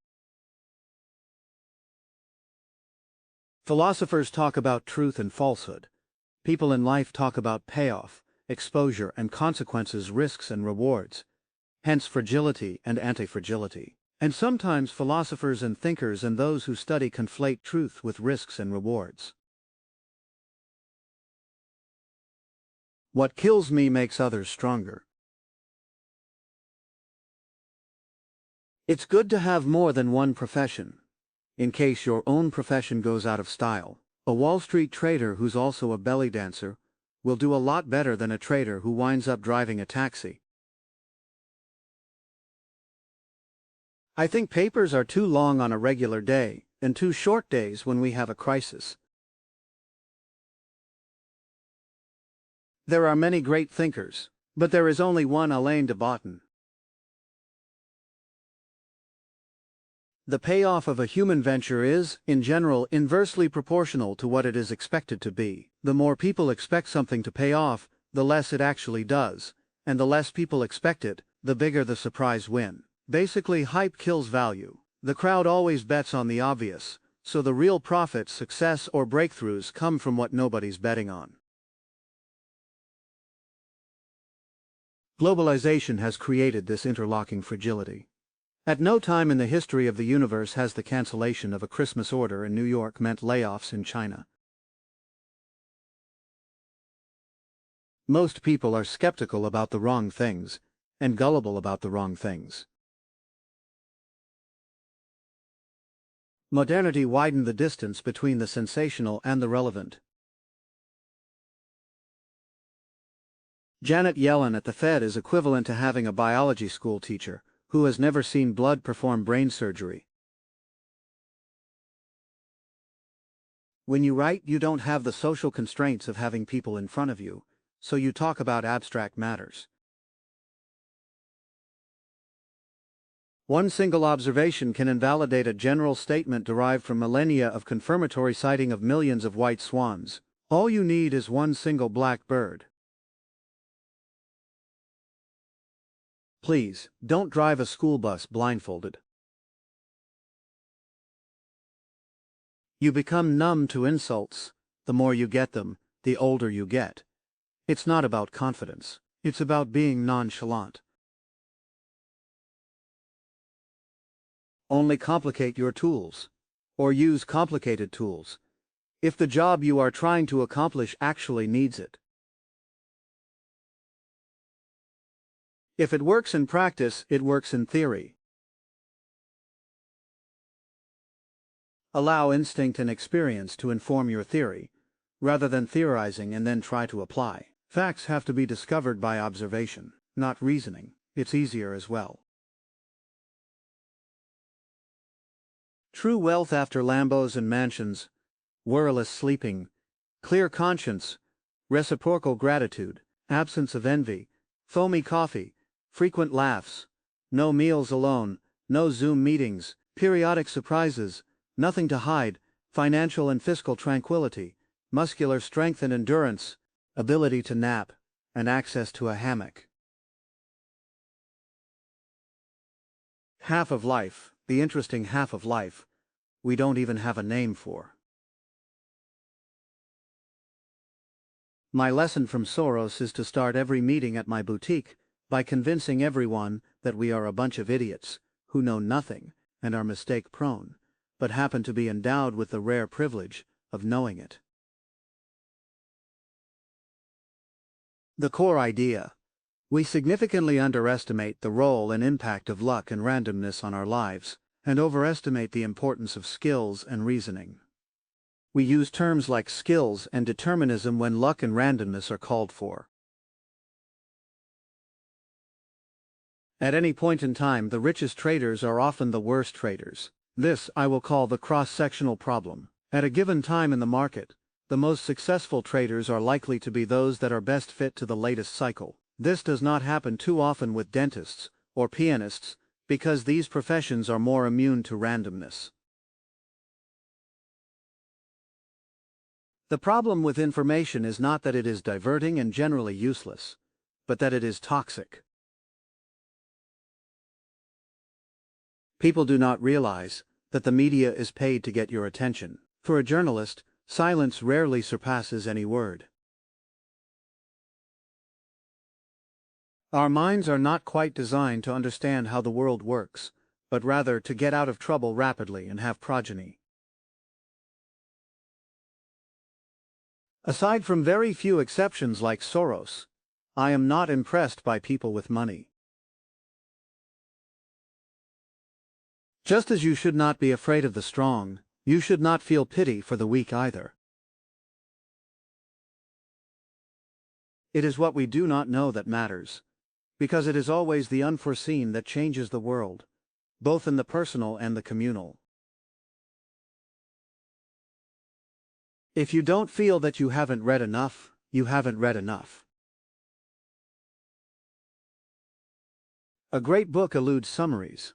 A great aphorism resists expansion. The rest is just communication. We favor the visible, the embedded, the personal, the narrated, and the tangible. We scorn the abstract. Postface. The main theme of my groundbreaking work is the desire of humans to compartmentalize the world and in so doing delude themselves they have a significant place in it. That's why I am pleased to rank myself alongside Montaigne, Aesop, Nietzsche, Wittgenstein, and Kahlil Gibran as one of the cleverest men to have ever lived.